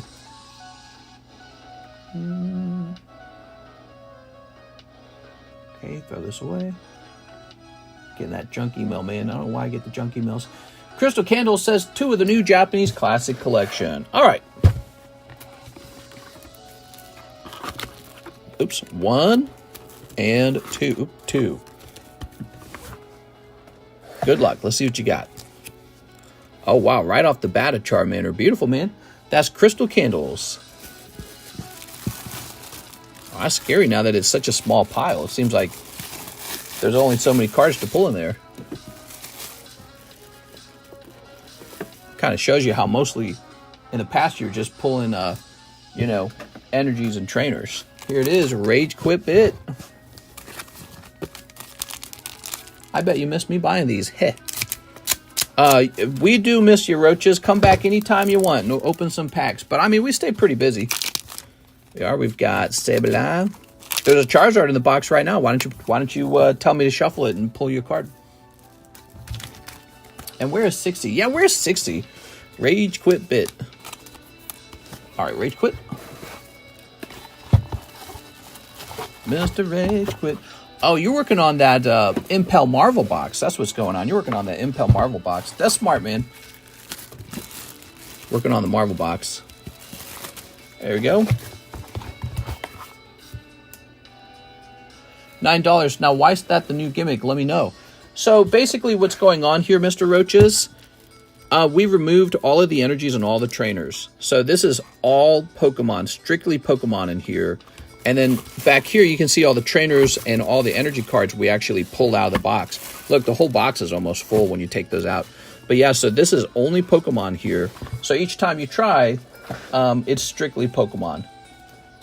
Now, that triples your odds of pulling the Charizard, but the price tripled, so it all evens back out. Okay. Crystal Candle says he'll try Japanese collection times 2. Here you go. All right, what we got? We got 1. And we got 2. Oh, Mewtwo and Mr. Mime. Beautiful, man. Yeah, Classic Collection is still a really nice looking thing. There's no doubt about it. And your bag is, once again, right over here. Wow, it has a very different feel to it when it's only Pokemon and not energies. You flip it around and it's just hot stuff. All right.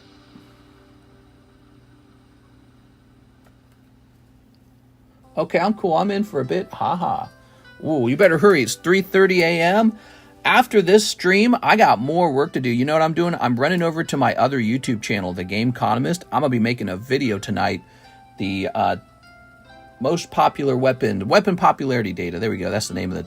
So I'll be making the weapon popularity data video, which I haven't made in years, man. Sent for 5 of them. Nice. All right. I'll just wait for that to arrive. Why don't we pull the box down? There's no one else in queue. Okay, I'll lift this guy out of the box. Can we lift it out of the box? Okay, there we go. All right.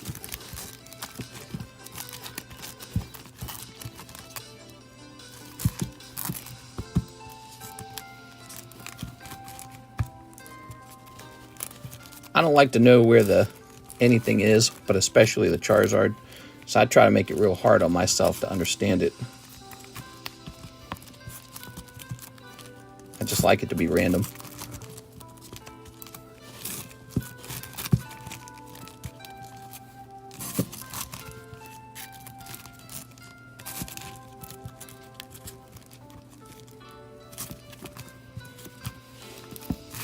All right, good. Very demure, very mindful.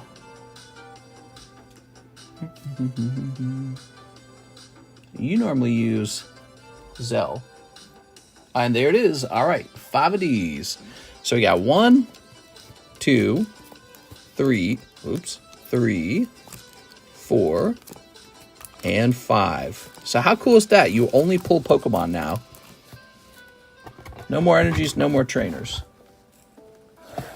All right, good luck, Aaron. Oh, man, Blastoise. You pull like a million Blastoise. Parasect, Wartortle, Charmeleon, and Snorlax. Hey, man, that gets my heart racing when it's only Pokemon. That's crazy feeling. Wow. Wow, that feels like 10 times better than before. Blastoise right away. All right, not bad. Let me go grab your bag. Do you have a bag? Aaron Rodriguez. Ugh. Yeah, when it's only Pokemon, it's like a scarier feeling for sure. Because you know your odds are up. There we go. There we go. But the cost is up too. It evens out. So keep that in mind. And now we've got this over here. Crystal Candles says Japanese collection, 2 more. Did we already do that? Hold on, we already did that, right? Let me hit refresh again. Aaron Roach, not Rodriguez. Yeah, that's what we did. Aaron Roach. See? We did Aaron Roach. There it is. I got you. I got you, fam. You saw Aaron Rodriguez and thought I put it in there. I put it in the Aaron Roach bag. All right. He says, what the hell, bro? No. We got the right bag. Take another look. Crystal Candles says 2 Japanese classics. All right, we got a 1 and a 2. Oops. No, I just did another 2. Here it is. You got Squirtle and Dodrio. Wow. Nice. All right. Good old classic collection. I didn't order DBZ. I did 4 more. All right. And there it is, Aaron Roach. We're going to say 1, 2, 3, 4. I try to pull in different locations each time. So I pull in a different style. Squirtle. Oh, Magmar. Yeah, Pikachu. And Charmander. Wow, dude, that feels like candy when it's only the Pokemon. We should have tried this sooner. That feels like candy, dude. All right, Mr. Aaron Roach. Yeah, there is something real stinky about pulling like 20 trainers, you know?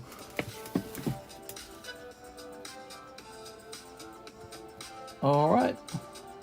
And now we hit refresh. Swolby says he'll try 2 of the classic collections.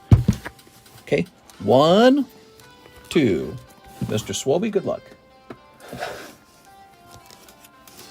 We got Wartortle Raichu for Mr. Swolby. Ugh. Gotta grade them all. Something like that. Now, these are Japanese prints, so presumably they're a little easier to grade than the English kind.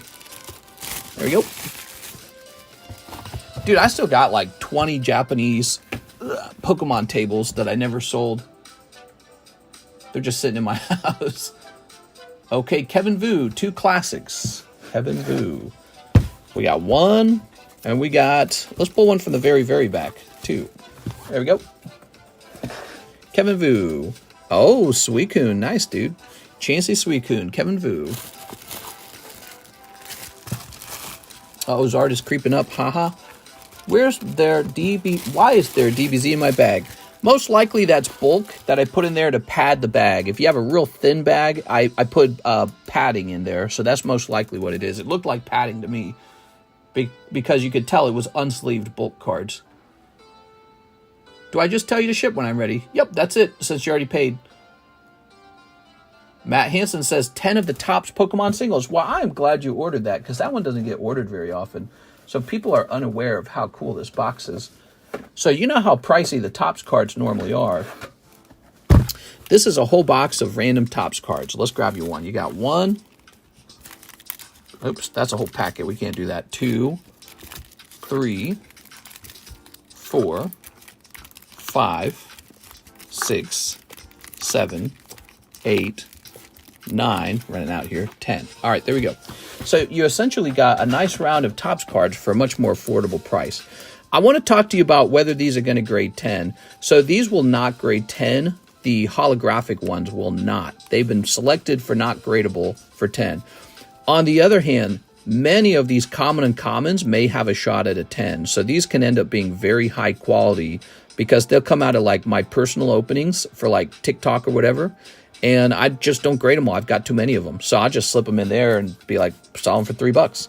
So some of those can grade 10, some can't. If you pull a holo, it's going to be more like a binder card. This is a nice card. This might grade high like 9 or something, that Bulbasaur. So there you go. This gives you an idea of that Topps box. I've been working on that a little bit. All right, Matt Hansen.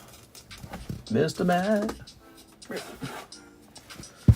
It's a cool box. You saw some people going really deep on Topps cards earlier because they were hoping to pull the holographic Charizard. There won't be a holographic Charizard in that Topps box. That's another part of the deal. So it's $3 a card, but the deal is there's no holographic Charizard in there, okay? Okay, so now you know what you're buying. Bryce Wolf says 4 of the Japanese Classic Collection. Here it is, Mr. Bryce Wolf. Let's see what you got. 1, 2, 3, and a 4. I get these bags out of the way. Kind of caught the corner there. All right. Was that 4 or was that 5? Yeah, that's 4. War Turtle. Ooh, Raichu. Clefairy. And Squirtle.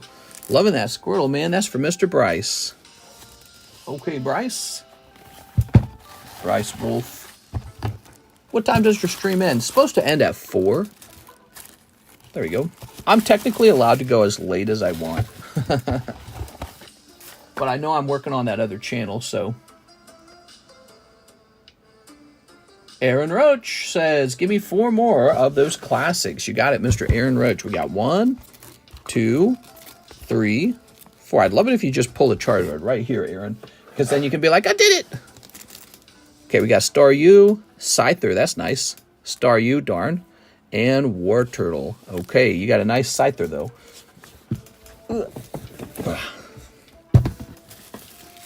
There we go. That's Aaron Roach? Yes. Okay. Double checking. Double, triple checking.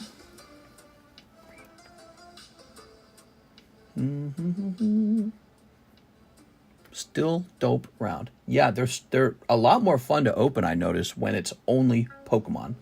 Hathim says 5 Hello Kitty and 5 of the Triplet Beat. You got it, Mr. Hathim. Hathim, you said you're working double jobs. How's that working out? Is that really tough? You know, if you keep at it, your brain gets used to it, by the way, if you stick at it.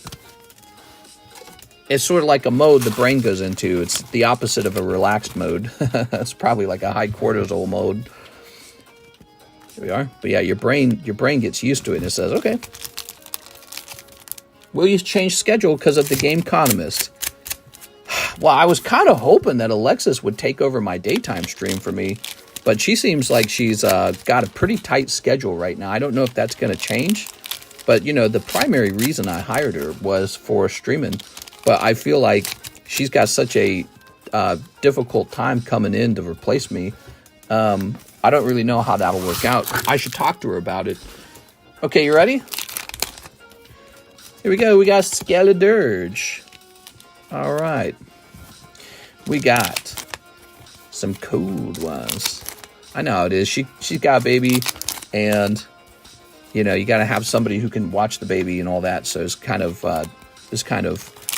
very understandable. But at the same time, I was hoping to have trained somebody up to replace me a little bit. That was the goal. There we go. Not going to work out. Time to let her go. No. She's doing a good job with the shipping. She seems to like the shipping. We are. Also, she did her first encapsulation the other day. I'd like to see her do more. Okay, here's a holo. I work a 3.5-hour shifts a week for one job, and then the other job is 34 hours. Oh, perfect. So you kind of maxed out at 40. My very first job that wasn't for like my dad was Target, and I got a perfect 40 every week because the managers loved me. They loved me because I would work like a whirlwind for them. So they say, oh, you're getting all the hours. There we go. And that was for 2 weeks of work. It was like $600. $600 for 2 weeks of work. There we go. And it'd be very rare for me to slip under the 40 hours because I was just this single guy, no kids, no girlfriend, no money, scared that I will lose my apartment and go homeless. So I was like, I will work so hard. And I was already so good at it because I worked so hard when I was at home. When I lived at home, there was just so much work in a family of 11 kids.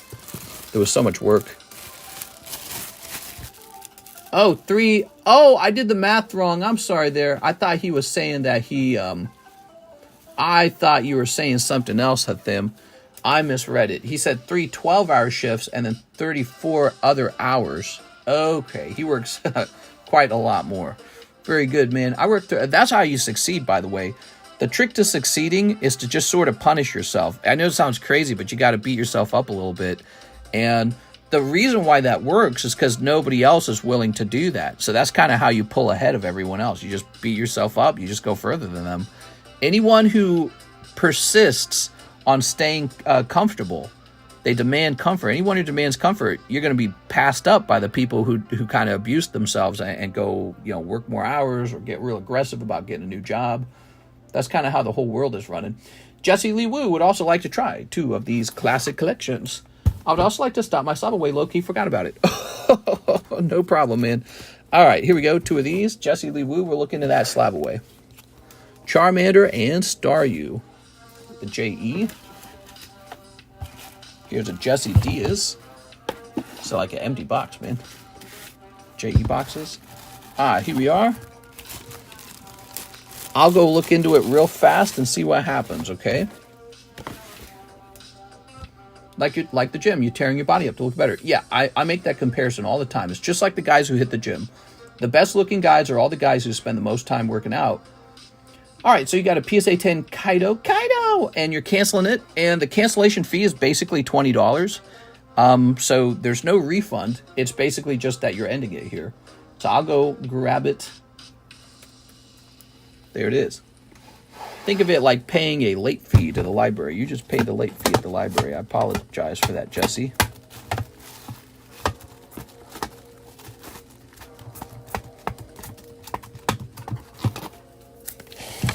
There he is. Let me see if he's gone up or down in price. If he stayed the same in price, I'm going to give you a $20 rebate, but it's going to be store credit. But if he went down in price, I'm going to keep that money, okay? He is Kaido. And he's like an alt-art from OP1.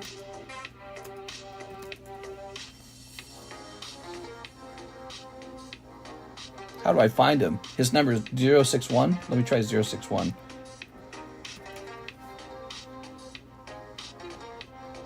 And what is this, the English version?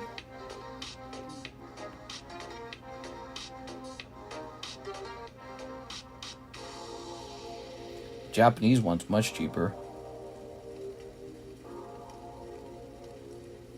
All right, yeah, he's fallen in price pretty significantly. He's down to $136. So in this case, I'm going to keep that cancellation fee as part of my losses, basically. He will be repriced now, though.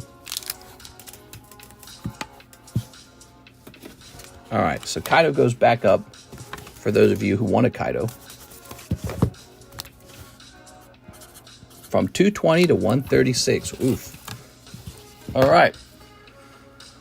There is a point in canceling it. He is a very different price today. So you go, why would I pay down a very expensive slot like that? Here's Aaron Roach. 4 more Japanese classics. Classics. 1, 2, 3, and 4. All right, there you go, Mr. Aaron Roach. Oh, man, you pull Venusaur. You just need that Charizard, man. Where the hell is Charizard? All right, he's got Venusaur. Ugh. Venusaur and Blastoise. That's the story of Aaron Roach's life when it comes to these. You think you fell out of a coconut tree? Yeah, I know, man. I think I fell out of a coconut tree. Coconut Factory, 12 hours, 3 times a week delivery driver for the rest of the week. Oh, very cool, man. Coconut Factory, huh? Coconuts are awesome. Karis loves coconuts. She'll make food and then, like, pour coconut on top of it. There we go. Okay, Thim says 5 more of the triplet beat. Might as well, right? 1, 2, 3, 4, 5. All right. Stepping this up. Doo-doo. Appreciate you guys hanging out with me all night long, making the stream a fun place to be. Oh man, this was not the box, huh, Thim? There was no snipe, and then finally, when we get to the hit, it's Clodsire. Wait, that's not Clodsire. Is that Clodsire? No, what's that Pokemon's name?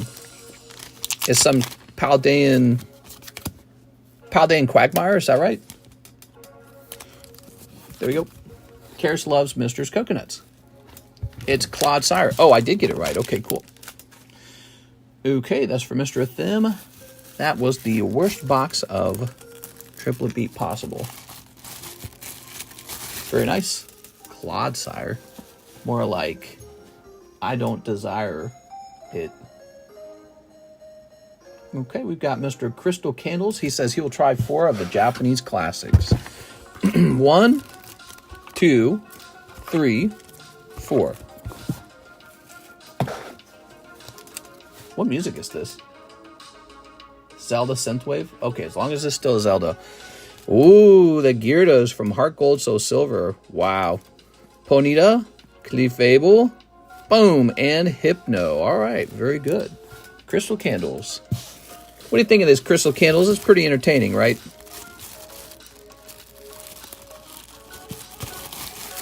You're thinking of Paldean Wooper. That's not the alpha male thing to do. Welcome to my alpha male podcasts. Women, huh, guys? Why can't they just be hot and sexually available? Hate it.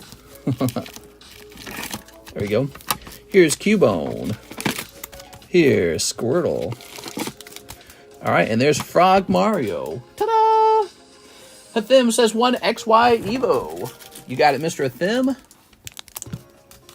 This is fun. I see how my buddy had blown his money. Yeah. All right. You just hold on to your Pokemon cards for a couple years. They're all going to the moon, didn't you know? Here's Magikarp. Magikarp's really not a bad pull from XY Evo. Magikarp is surprisingly popular. I should learn to draw him so I could do a drawing of Magikarp. Drowsy, Electabuzz, Magikarp. All right. Welcome to my Alpha Male podcast. Yeah, bros. Let me light up this cigar. All alpha male smoke cigars. You know that, right? Yeah, I was at the gym all day. Then I drove home in my Bugatti to my hot girlfriend. I don't have to marry her. There we go. I'm a man. I'm allowed to cheat. Women aren't allowed to cheat. Yo, Aaron's going deep. He says 8 Japanese classic collection. Last attempt. 1, 2, 3, 4, 5. How many say? 6, 7, and 8. All right, good luck, man. Ooh, I'd like you to pull this Charizard. Here's Lapras. There's Pikachu, so that's solid. Suicune's not bad. Snorlax, Ivysaur, Suicune, double Suicune, Hitmonchan, Ponyta. Ah, you got the Pikachu, though. Damn, dude. Aaron. We're going to never forget Aaron You're becoming like, you know, do you guys remember when Mary kept opening up Rebel Clash because she was trying to pull Melodic, and she just never seemed to pull Melodic? There you go. Yeah, those were some bulk Dragon Ball cards to buff up your bag. Yeah, a lot of nice cards in here, though. Double Pikachu is not bad. You also picked up Scyther, Blastoise, and Venusaur. But, man, no Charizard. I saw orange and thought you had it. I want him to pull it. I want him to be like, I pulled it. I did it. Mom, get the camera. I'll throw these away now. Draw Magikarp with the Fisherman fishing your dock. I wish I could invent like an art style that was real unique to me or something like that with maybe like tools that aren't normally used. That would be neat. Yeah, I was thinking about it. If I ever got really, really, really good at drawing Pokemon cards, I think I could consistently pump out a graded card. And then I would probably want to do the same thing Kyrus does where she records it too. And I just think there would be value there. Yeah, it's a neat idea. What color is your Bugatti? Yeah, we all smoke cigars and wear sunglasses indoors. Welcome to my Alpha Male podcast. You're not a beta male, are you?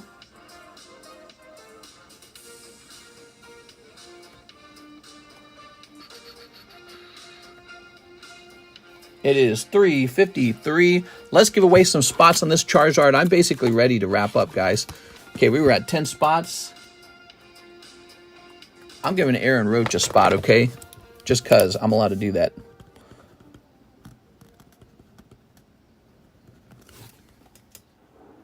Okay, now roll it. We got Eddie. 13. Troy Malice. Lindsay's Pichu. Hello, Lindsay.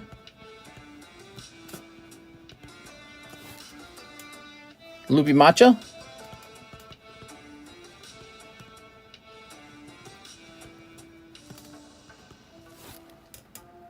Pokemonty.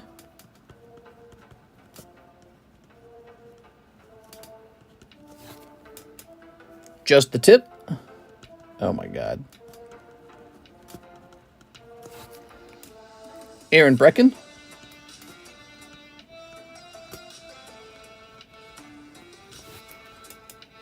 Blitz and Blatz.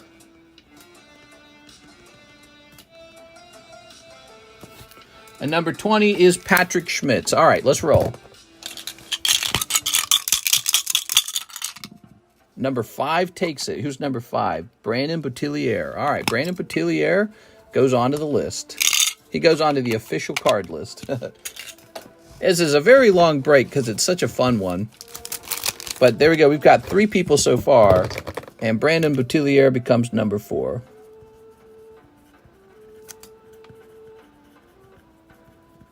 Brandon Boutillier. I think Brandon Boutillier a long time ago used to be a customer. I don't think he's ordered in a while, has he? Was that fun? Do you guys like it when there's a lot of spots handed out? I think it's a little more fun when a lot of spots are handed out. So tomorrow we'll continue this Charizard giveaway. I hope you guys will return for that, but also for the excellent fun times we have, and hopefully some more cards up on the table. I always say I'm going to price up new cards, and then I get so busy with orders I don't manage to get anything done. I'm hopping off now, guys. I'm going to be working on the Game Economist. One day we'll probably host a live stream on the Game Economist around this time period, and you might be able to join me live, okay? I'll see you later. Oh, wait, there wasn't one more order, was there? No, we're good. All right, see you later.